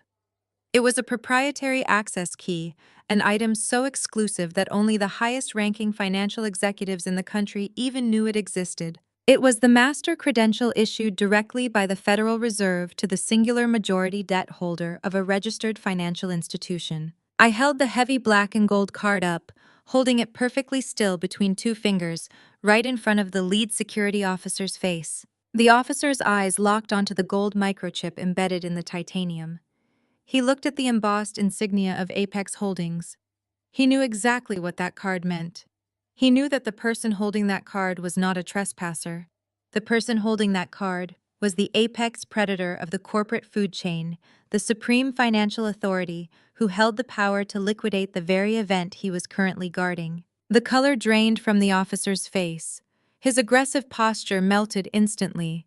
He swallowed hard, took a quick, panicked step backward, and violently grabbed the shoulders of the guards standing next to him, physically shoving them out of the way. "Stand down." The lead officer barked to his men, his voice carrying a distinct tone of panic. I said, "Stand down immediately." To the absolute shock of everyone in the room, the lead officer turned back to me and bowed at the waist. It was a deep, deferential bow of total submission. He extended his arm toward the stage, gesturing for me to proceed. The other guards immediately flanked me, not as enforcers, but as an honor guard forming a protective barrier between me and the stunned audience. Chloe's jaw dropped open so wide she looked absurd. Her face flushed a violent blotchy red as she watched the security team she had just commanded bow down to the woman she had just called a broke slum dweller. Beatrice sank back into her chair, pressing her trembling hands over her mouth, realizing with absolute horrifying clarity that the anonymous CEO who sent the black funeral wreath was the very daughter-in-law she had spent 5 years trying to destroy. I stepped forward, my crimson silk dress trailing across the marble floor like a river of blood. The crowd parted before me without me having to say a single word. The wealthiest, most powerful people in Atlanta backed away, staring at me in total silence as I walked straight down the center aisle. I kept my eyes locked dead ahead. I reached the wooden stairs leading up to the stage. I ascended them slowly, the sharp click of my designer heels echoing through the silent ballroom. I walked right past Sienna, who was clutching her stomach and staring at me with wide, terrified eyes. I did not stop until I was standing dead center on the stage, less than 2 feet away from Marcus. Marcus was trembling. He was sweating so profusely his custom shirt was clinging to his chest. He looked down at the titanium gold card still resting between my fingers, then slowly raised his eyes to meet mine. He was looking at his executioner. I smiled at him, a warm, bright, absolutely lethal smile, and I reached out my hand to take the microphone. I wrapped my fingers around the cold metal of the microphone and pulled it smoothly from the stand. The high-pitched whine of audio feedback briefly pierced the heavy silence of the ballroom. Before I could even raise the microphone to my lips, the sound of heavy dress shoes stomping against the marble floor broke the tension. Trent had lost his mind. His fragile ego could not process the sight of me standing above him, dripping in wealth and commanding the room. Despite his arm being heavily strapped in a medical sling, he charged toward the wooden steps of the stage. His face was a mask of pure, unhinged fury. He intended to physically drag me down by my dress, determined to put the black woman he so deeply despised back into what he believed was her rightful place. I did not take a single step backward. I did not even blink. I simply raised 2 fingers of my free hand. The lead security officer, who had bowed to me moments earlier, lunged forward with terrifying speed. He intercepted Trent right at the base of the stairs, driving his forearm squarely into Trent's chest. Trent gagged as all the air was forced from his lungs. 2 more guards instantly flanked him, gripping his uninjured arm and pinning him roughly against the edge of the stage. Trent thrashed like a wild animal, sputtering threats under his breath, but he was completely immobilized. From the shadows of the vestibule, Elias Sterling stepped into the brilliant light of the chandeliers. My attorney looked immaculate in a tailored charcoal suit, carrying a thick stack of heavy embossed legal folders. He walked with the calm, measured pace of a man bringing a loaded gun to a knife fight. Elias completely ignored Marcus and Beatrice. He walked straight past the Caldwell family and headed directly for the VIP tables where the board of directors and Sienna's billionaire father were seated. Elias systematically dropped a heavy folder in front of each prominent investor. The folders landed on the crisp white tablecloths with a series of dull, final thuds.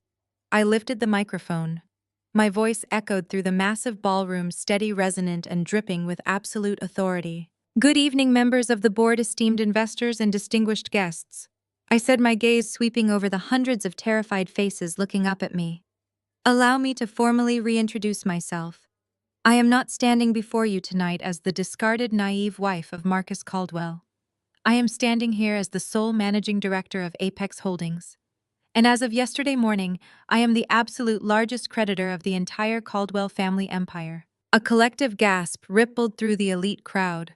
I saw prominent judges and real estate moguls leaning forward, their eyes darting between me and the legal folders Elias had just distributed. I turned my body slightly, looking down at Trent, where the security guards had him pinned against the stage. "Trent." I spoke his name like a death sentence. "You spent years masquerading as the white savior of this family's legacy. You thought you could use my husband's investment fund to illegally finance your failing commercial properties while you mocked the very people funding your lifestyle. You bundled your toxic debt and tried to dump it blindly into the market to save yourself. You sold it to me. Because of your fraudulent shell game, your real estate firm has officially been liquidated by federal regulators as of 8 o'clock this morning. You are entirely bankrupt." Trent stopped struggling. The color drained from his face so completely he looked like a corpse. He slumped against the security guards, his arrogant facade shattering into a million irreparable pieces. In the second row, Chloe buried her face in her hands and began to sob uncontrollably, realizing her lavish lifestyle had just evaporated. I slowly turned my attention to Marcus. He was standing less than 3 feet away from me, breathing heavily, his eyes wide with a mixture of terror and disbelief. And Marcus. I stepped closer to him, my heels clicking sharply against the wooden stage. "You took your client's hard-earned money to buy a $2 million diamond for your mistress. You manipulated your own corporate ledgers to secure a bailout from a man you intended to deceive. You thought you could hide your massive liabilities and walk away clean. But you sold your debt to the exact same anonymous buyer Trent did. Your entire flagship fund now belongs to Apex Holdings. I own every single asset you thought you were hiding. I own your company. I own your future. You have absolutely nothing left." At the VIP table, Sienna's father abruptly stood up. He had opened the folder Elias gave him. He was staring at the highlighted bank transfers, the internal emails between Marcus and Trent, and the irrefutable proof of the massive financial fraud Marcus was using to trap his daughter. The billionaire patriarch looked at Marcus with a level of disgust and hatred that could have frozen boiling water. He pointed a trembling finger at the stage. "You miserable lying thief!" Sienna's father roared, his voice echoing through the silent ballroom. "You tried to use my daughter to pay off your criminal debts. I will see you rot in federal prison for the rest of your natural life." Sienna, who was standing completely frozen near the edge of the stage, looked from her furious father to Marcus. The beautiful, glowing illusion of her perfect engagement had just been violently slaughtered. She looked down at the velvet box resting on the floor, the box that held a ring bought with stolen money. The realization hit her with physical force. Her hands began to shake violently. The crystal champagne flute Sienna had been holding slipped from her fingers. It hit the marble floor and shattered into dozens of jagged, glittering pieces. The sharp sound of breaking glass broke the spell that had paralyzed Marcus. He had lost his investors. He had lost his bailout. He had lost his company. But Marcus Caldwell's ego was a terrifying, delusional machine. He could not accept that the woman he had treated like garbage for years had orchestrated his total destruction. He refused to believe he had been outsmarted. Desperation morphed into a wild, feral rage. Marcus lunged forward, ignoring the shattered pieces of his life.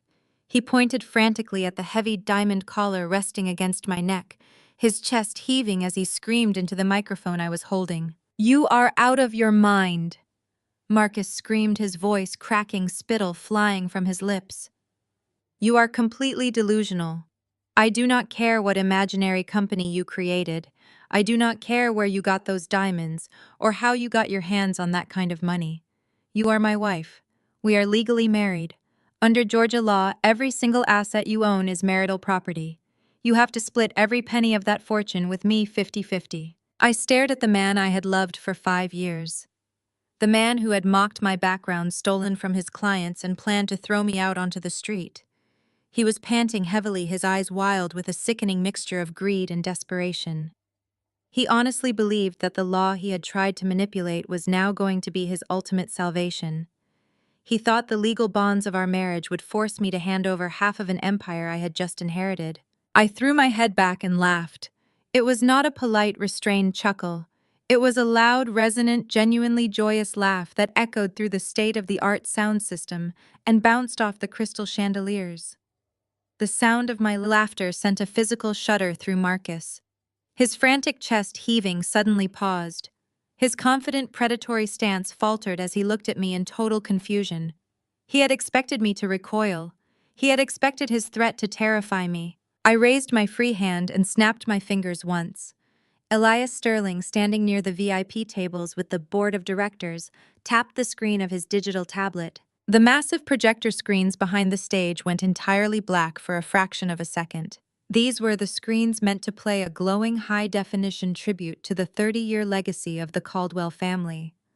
They were supposed to display a curated slideshow of their charitable donations and high society galas. Instead, a brilliant, harsh white light flooded the stage, casting a blinding glow over Marcus's sweating face. A high-resolution scan of a legal document towered 20 feet high behind us. Every single person in the ballroom could read the bold black text at the very top of the screen. It read, "Fulton County Superior Court." In the center, stamped in bright, undeniable red ink, was the official seal of the state of Georgia. It was a final judgment and decree of divorce. "Split half." "Marcus," I asked, my voice slicing through the dead silence of the ballroom. I turned gracefully, lifting my hand to point at the massive screen behind him. "You really should pay closer attention to the paperwork your arrogant brother-in-law draws up for you." I began pacing slowly across the stage, the crimson silk of my gown flowing behind me. I was no longer speaking just to Marcus. I was delivering a closing argument to the most powerful people in the city. "You did not want a messy trial where a judge would order a full financial discovery," I announced, making sure my voice carried to the very back of the room. "You did not want to risk me or my lawyers finding out that your flagship fund was bleeding millions. You wanted a clean break so you could marry your billionaire mistress without any legal attachments to your past failures. So you bypassed the court. You submitted a waiver of service to skip the mandatory waiting periods and the financial disclosures." I stopped pacing and looked directly down at Trent, who was still pinned against the edge of the stage by my security guards. "Do you all see that notary stamp at the bottom of the document?" I asked the crowd, pointing to the magnified seal on the screen. "That is the official stamp from Trent's real estate firm. Trent authenticated a signature I never wrote. He notarized a document I never saw. You two orchestrated a secret, uncontested divorce right under my nose so you could bring Sienna through the front door without a single legal hitch." I turned back to Marcus. The color had completely drained from his face. He was looking at the giant date stamped next to the judge's signature. "Congratulations, Marcus," I said, my tone dripping with absolute lethal triumph. "Your brilliant, ruthless plan was a roaring success. The judge signed that decree exactly 60 days ago. We have not been husband and wife since before my Uncle Harrison even passed away." The absolute magnitude of his blunder hit him with the force of a freight train. I watched his eyes dart wildly around the room as his brain tried to process the catastrophic reality of what he had done. Under Georgia marital property law, any inheritance received after a divorce is finalized is strictly separate property. Because Marcus had been so intensely greedy, because he had been so desperate to hide his own massive debts and rush his new wedding to secure a bailout, he had completely severed his legal right to claim a single penny of my newfound wealth. He had built a flawless, illegal wall to keep me out, only to realize he had locked himself entirely outside of a gold mine. The ballroom erupted. The sophisticated, quiet elite of Atlanta lost all of their composure simultaneously. Judges, politicians, and real estate moguls were gasping, whispering loudly, and pointing at the stage. The sheer monumental stupidity of Marcus Caldwell was now public record. He had thrown away a guaranteed $20 million in marital assets for a bankrupt company and a fake engagement built on a foundation of toxic debt. To my left, Sienna let out a strangled, horrified sob. She took 2 staggering steps backward, looking at Marcus as if he were a monster. The beautiful, glowing illusion of her perfect society wedding had just been violently slaughtered.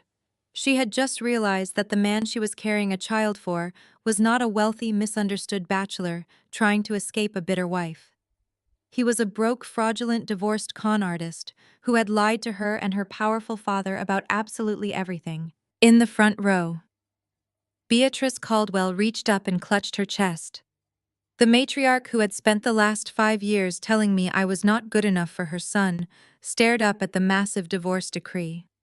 The realization hit her that the contract she tried to force me to sign in my kitchen was a completely worthless cover-up.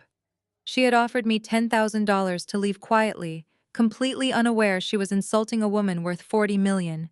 Her knees buckled completely. She collapsed onto the polished marble floor, her expensive gold jewelry clanking harshly against the stone as she fell.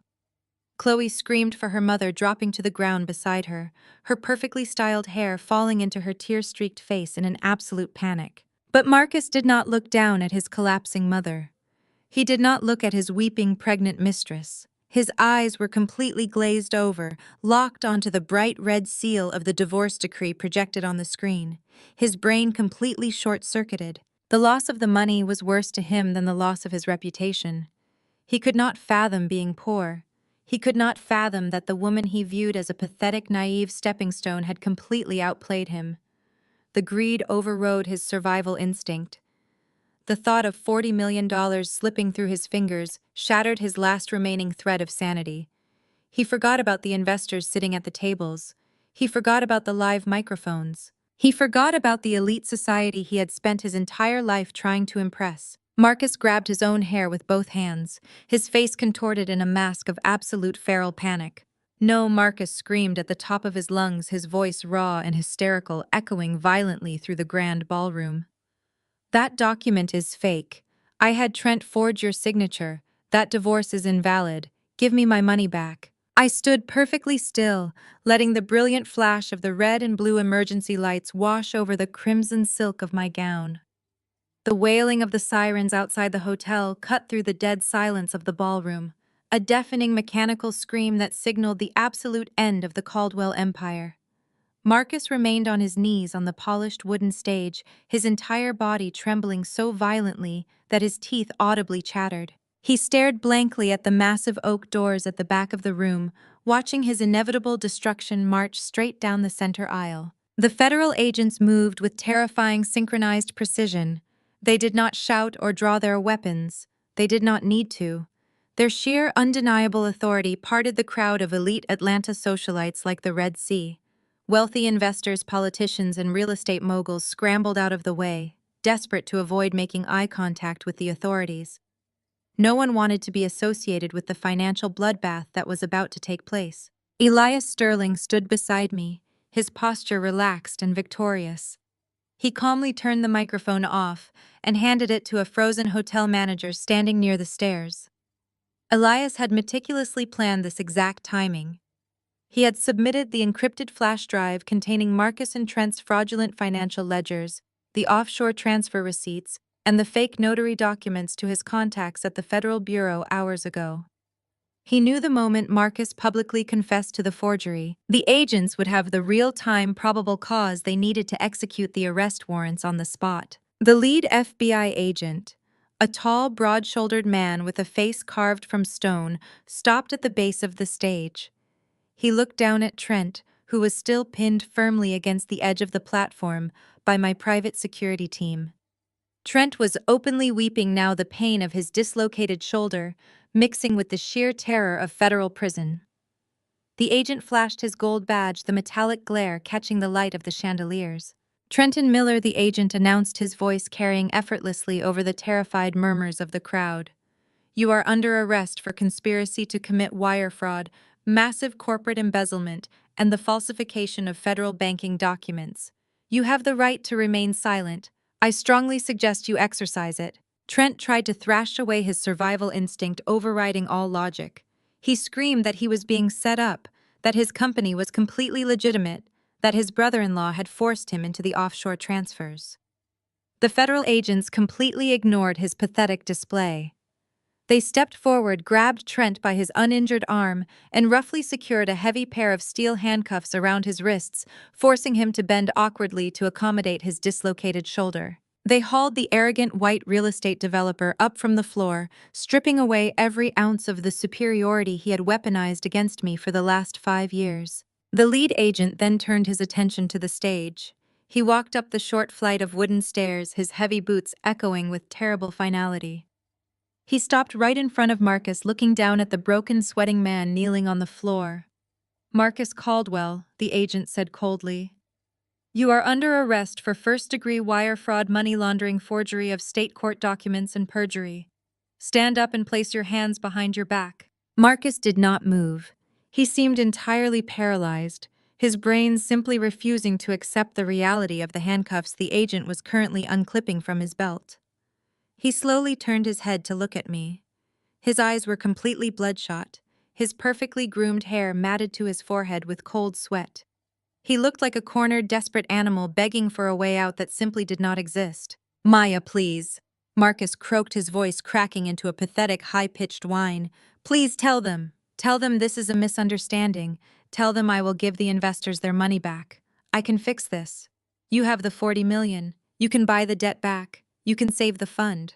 We can just annul the divorce. I will marry you again. We can fix everything. Please do not let them take me. It was the most revolting, transparent display of cowardice I had ever witnessed. The man who had spent years telling me my career was a joke, the man who had laughed while his family humiliated me, the man who had secretly divorced me to steal my future, was now begging me to use my own inheritance to buy his freedom. He still saw me as a resource. He still thought I was foolish enough to fall for the illusion of his love. I looked down at him, my expression entirely devoid of pity. I did not feel anger anymore. I did not feel sorrow. I simply felt an overwhelming, incredible lightness, as if a massive, suffocating weight had just been lifted off my chest. I think you need to understand something very clearly, Marcus, I said, keeping my voice low so only he and the federal agents could hear. I am not the naive, middle-class girl you thought you could easily discard. I am the architect of the cage you are currently sitting in. I bought your debt. I froze your accounts. I submitted the flash drive to the Federal Bureau. I did not come here tonight to save you. I came here to ensure you never have the opportunity to destroy another woman's life again. Marcus let out a strangled, breathless gasp. The realization hit him with physical force. He finally understood that he had not just been unlucky. He had been systematically, ruthlessly outplayed by the very woman he thought was entirely beneath him. The federal agent reached down, grabbed Marcus by the collar of his custom tuxedo, and hauled him forcefully to his feet.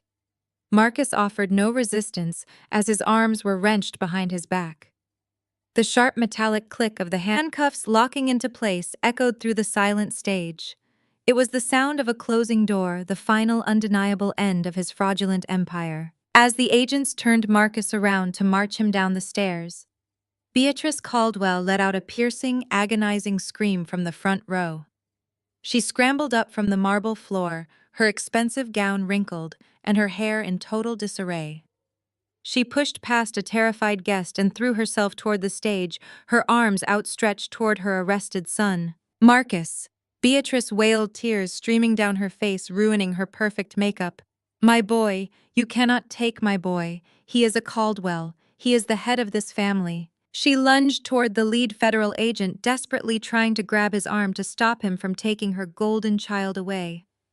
Two agents immediately stepped into her path, blocking her advance with firm, unyielding bodies.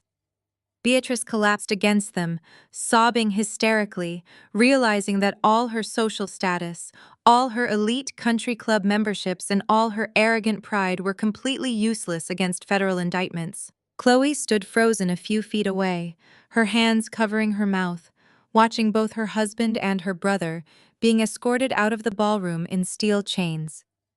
The perfect, untouchable Caldwell family was completely destroyed, their elite legacy reduced to a humiliating public spectacle that would dominate the Atlanta news cycle for months to come. I watched them being marched down the center aisle, the flashing emergency lights reflecting off the polished marble floors. I did not stay to watch them get shoved into the back of the federal vehicles. I had seen exactly what I came to see. I turned to Elias, who gave me a sharp, respectful nod of absolute triumph. I gathered the heavy silk skirt of my crimson gown and turned my back on the wreckage of my past. I walked slowly toward the private side exit of the grand ballroom, stepping out into the cool, refreshing Atlanta night air. A sleek black private car was already waiting at the curb, its engine purring softly. The driver immediately stepped out and opened the door for me.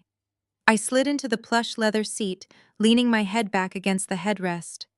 I closed my eyes, listening to the fading sound of the police sirens in the distance, and for the first time in my entire adult life, I breathed completely, entirely free. The sharp metallic click of the handcuffs locking around Marcus's wrists was the loudest sound in the entire ballroom. The federal agent secured him tightly, leaving the charismatic financial broker looking completely helpless on the polished wooden stage. But the physical restraint was nothing compared to the emotional execution that was about to take place right in front of him. Sienna stepped forward. The billionaire heiress was shaking her face, flushed with a mixture of absolute heartbreak and pure, unadulterated rage. She looked at Marcus, the man who had whispered promises of a perfect future to her just an hour ago. She looked at his handcuffed wrists, then at the massive projector screen still displaying the secret divorce decree he had forged to trick her. Her father's private security team moved in close behind her, but Sienna waved them off. She wanted to handle this herself. "You used me." Sienna's voice trembled, but it carried clearly across the silent room. "You used my father's money, you used my trust, and you used the child I am carrying as a shield for your federal crimes. You are a disgusting, pathetic fraud." Marcus opened his mouth to beg to spin one last desperate lie, but he never got the chance. Sienna raised her hand and delivered a brutal, stinging slap directly across his face. The sound cracked like a whip. Marcus's head snapped to the side, a bright red mark instantly blossoming across his cheek. Without a moment of hesitation, Sienna ripped the $2 million engagement ring off her finger. She threw it directly at his chest. The heavy diamond bounced off his custom tuxedo and clattered onto the floor, rolling away into the shadows. Sienna turned her back on him, completely grabbing her father's arm and walking straight out of the ballroom without looking back. Down on the main floor, the reality of the situation was destroying the rest of the Caldwell family. Trent was currently being read his Miranda rights by two stern federal agents. The arrogant white real estate developer who had strutted through my house dictating terms was now openly weeping. He was sobbing loudly, begging the wealthy investors sitting nearby to call his defense attorneys, swearing that Marcus had manipulated the accounting books. None of the Atlanta elite made eye contact with him. They simply turned their backs, entirely disgusted by the spectacle. Chloe watched her husband being hauled toward the exit, her perfect facade crumbling into violent hysterics. She realized in an instant that her luxury cars, her country club memberships, and her lavish lifestyle were completely gone. Her credit cards were frozen. Her properties were seized. She collapsed against a banquet table, screaming and crying, blaming everyone but herself for the greed that had poisoned her marriage. But the most spectacular collapse belonged to Beatrice Caldwell. The matriarch of the family had watched her entire legacy evaporate in a matter of minutes. She had seen her son arrested, her son-in-law disgraced, and her carefully cultivated reputation among Atlanta's black elite permanently incinerated. The federal agents began to march Marcus toward the stairs to lead him away. Panic, raw and suffocating, overrode every ounce of Beatrice's suffocating pride. She broke away from the crowd, She did not walk or run toward me. Beatrice Caldwell, a woman who had spent 5 years treating me like dirt on her designer shoes, dropped to her knees on the marble floor. She scrambled forward, her heavy gold bracelets scraping harshly against the polished stone. She crawled directly to my feet, entirely abandoning her aristocratic dignity. Beatrice threw her arms around my legs, clutching the crimson silk of my couture gown with desperate, trembling hands. "Maya, I am begging you." Beatrice wailed, her voice cracking into a high, pathetic shriek. "Please look at me. I am begging you as a mother. You have the power to stop this. Tell the federal agents you signed that waiver willingly. Tell them it was all a misunderstanding about the timeline. Tell them you will use the 40 million to clear the debt and make the investors whole. You can save Marcus. Please do not let them put my boy in a cage." I looked down at the woman gripping my legs. I remembered her standing in my cramped kitchen, tossing a check onto the counter, telling me I was nothing but a middle-class burden dragging her son down. I remembered her sneering at my clothes, mocking my career, and pushing me toward the door so she could welcome a wealthier replacement. I did not feel a single drop of sympathy. I calmly reached down and firmly detached her frantic hands from my dress. I took a slow, deliberate step backward, completely removing myself from her physical grasp. I looked down at her from my towering heels, my expression carved from pure ice. "Do you remember standing in my home, Beatrice?" I asked, my voice smooth, steady, and utterly ruthless. "Do you remember dropping a typed confession on my table and telling me that if I took the blame for Marcus's failures, you would give me $10,000 to disappear quietly?" Beatrice stared up at me, tears streaming through her ruined makeup, her mouth opening and closing in silent, terrified panic. "You told me to take the money and go back to where I came from." I smiled down at her, delivering the final fatal blow. "Well, I have decided to take your financial advice. Keep your $10,000, Beatrice. You are going to need every single penny of it to buy Marcus his favorite snacks in the federal prison canteen." Beatrice let out a devastated, gut-wrenching wail, collapsing face first onto the cold marble floor. On the stage, Marcus heard every word. The last shred of his arrogant delusion shattered. He realized there was no negotiation, no buyout, and absolutely no mercy coming from the woman he had tried to discard. The federal agents grabbed him by the biceps and forcefully marched him down the wooden stairs. As they dragged him through the center aisle of the ballroom, Marcus completely lost his mind. He thrashed against the steel handcuffs, twisting his body around to look back at the stage. "Maya!" Marcus screamed, his voice tearing through the silent crowd. "Maya, please! You cannot do this to me! I am your husband! You have to help me! Maya!" His desperate, hysterical screams echoed off the crystal chandeliers. He shouted my name over and over again, begging the very woman he had secretly divorced to somehow save his life. The wealthy guests pulled away in disgust, watching the former golden boy of Atlanta finance being hauled out like a common street criminal. The heavy oak doors of the ballroom swung open, revealing the flashing red and blue emergency lights waiting in the hotel lobby. The agents shoved Marcus through the threshold. The heavy doors slammed shut behind him with a resonant final thud, cutting off his frantic screaming entirely. The silence that followed was absolute. The Caldwell empire was officially dead, buried under the crushing weight of their own greed. I stood center stage in my crimson gown, the dazzling diamonds resting perfectly against my collarbone. I looked out at the sea of terrified elites, knowing that tomorrow the only name anyone in this city would be talking about was mine. The heavy oak doors of the Four Seasons Hotel closed behind me, shutting out the chaotic symphony of flashing police lights and panicked shouting. I did not stay to answer questions from the bewildered reporters who had somehow gotten wind of the federal raid.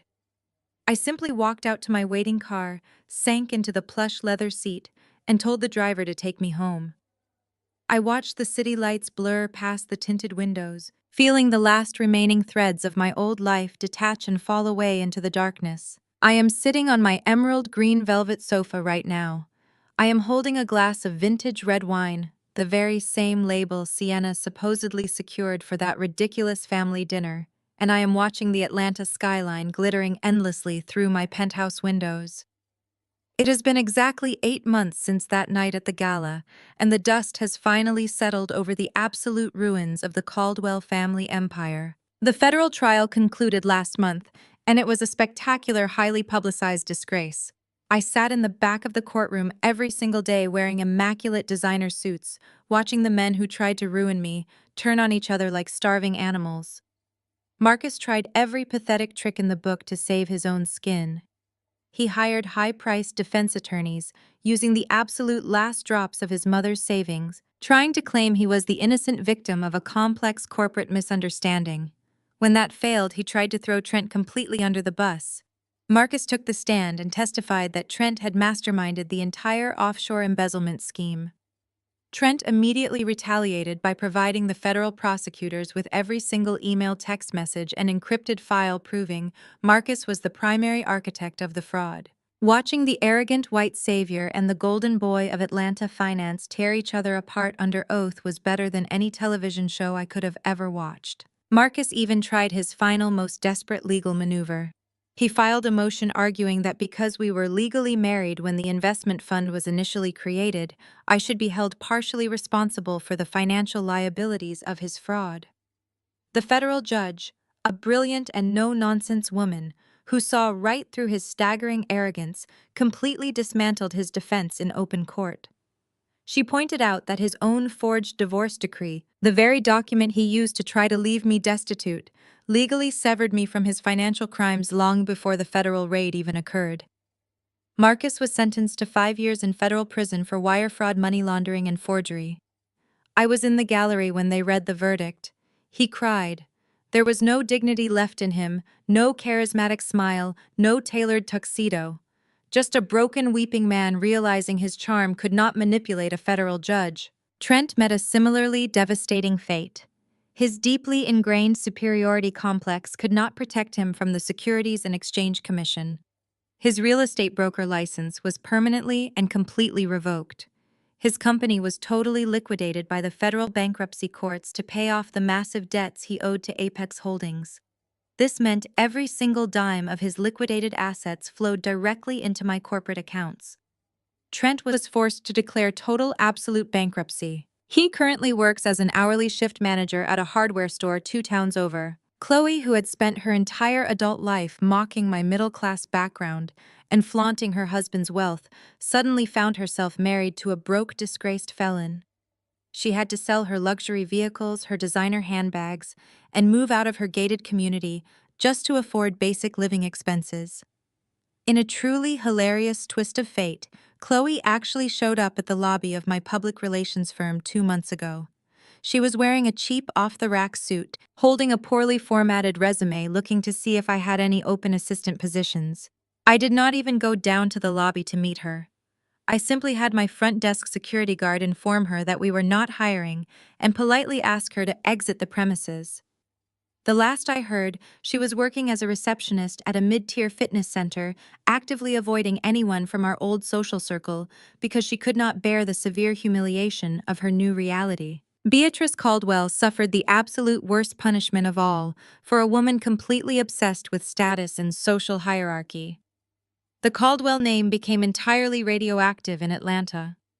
She was quietly and swiftly expelled from all her elite social boards, charity committees, and country club memberships.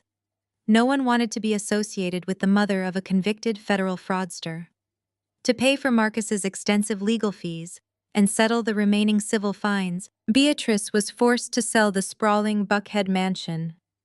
I actually considered buying it through one of my shell companies just to demolish it and turn it into a community garden, but I realized I did not want that toxic energy anywhere near my investment portfolio. I let a rival real estate developer buy the property for pennies on the dollar. Beatrice now lives in a tiny, cramped rented condo on the industrial outskirts of the city. I saw her once from a distance, waiting at a bus stop because she could no longer afford a personal vehicle.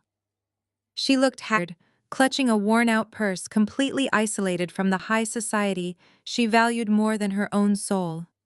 We made eye contact for a split second. The profound shame in her eyes was unmistakable before she quickly looked down at the pavement. Sienna, the billionaire heiress, completely erased Marcus from her life before the trial even began. Her father's aggressive legal team ensured Marcus gave up all parental rights in exchange for them dropping additional civil lawsuits against him. Marcus will never see a single dime of that family wealth, and he will never meet the child he tried to use as a financial anchor.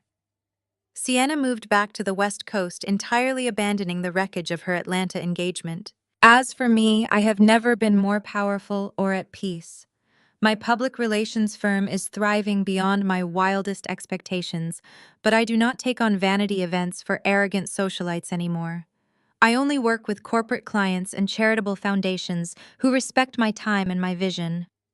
But my true passion lies entirely elsewhere now. I took a significant portion of my $40 million inheritance and established a comprehensive legal aid foundation right here in Atlanta. We provide top-tier legal representation, forensic accounting, and private security services to women who are facing financial abuse, hidden assets, and fraudulent divorce tactics from manipulative spouses. I make sure no woman who walks through our doors ever feels cornered the way Beatrice and Trent tried to corner me in my cramped kitchen.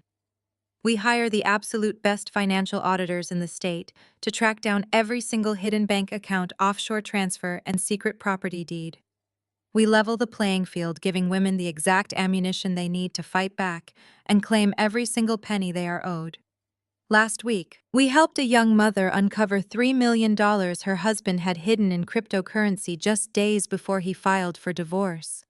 Watching her walk out of the courtroom with her financial future secured gave me a level of satisfaction that money simply cannot buy. Elias Sterling sits on the board of directors for my foundation. We still meet for coffee once a month to discuss new cases, review investment strategies, and occasionally reminisce about the night we brought down the Caldwell Empire. I have built a life surrounded by genuine, fiercely loyal people who value authenticity and hard work over designer labels and hollow social status. My days are no longer spent tiptoeing around a fragile man's ego or shrinking myself to make a toxic mother-in-law comfortable.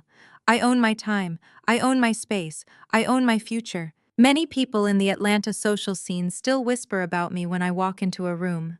Some of them call me ruthless. They say I was cold-blooded for letting my ex-husband walk blindly into a federal trap. They say I destroyed a prominent legacy family just to make a point. But the truth is, I did not do anything to them. I did not forge a divorce decree. I did not embezzle millions of dollars from innocent clients. I did not buy a $2 million engagement ring for a pregnant mistress using stolen corporate funds. I did not kick down an apartment door to threaten a woman, and I did not try to bribe a wife to destroy her own reputation. I simply handed them a rope named greed, and they eagerly took it and used it to hang themselves. They were so blinded by their own arrogance, so convinced that their wealth and their status made them entirely untouchable, that they built their own prison cell and locked the door from the inside. They thought my silence was weakness. They thought my patience was stupidity. When Elias first told me about the secret divorce, I could have screamed. I could have confronted Marcus immediately and demanded half of the crumbling, debt-ridden investment fund. If I had reacted with raw emotion, if I had let my heartbreak dictate my actions, I would have been dragged down into the mud right alongside them. Instead, I took a breath. Those 5 seconds of dead silence in the lawyer's office, that tiny window of time where I chose strategy over sorrow, changed the entire trajectory of my existence. Those 5 seconds were the most valuable 5 seconds of my life.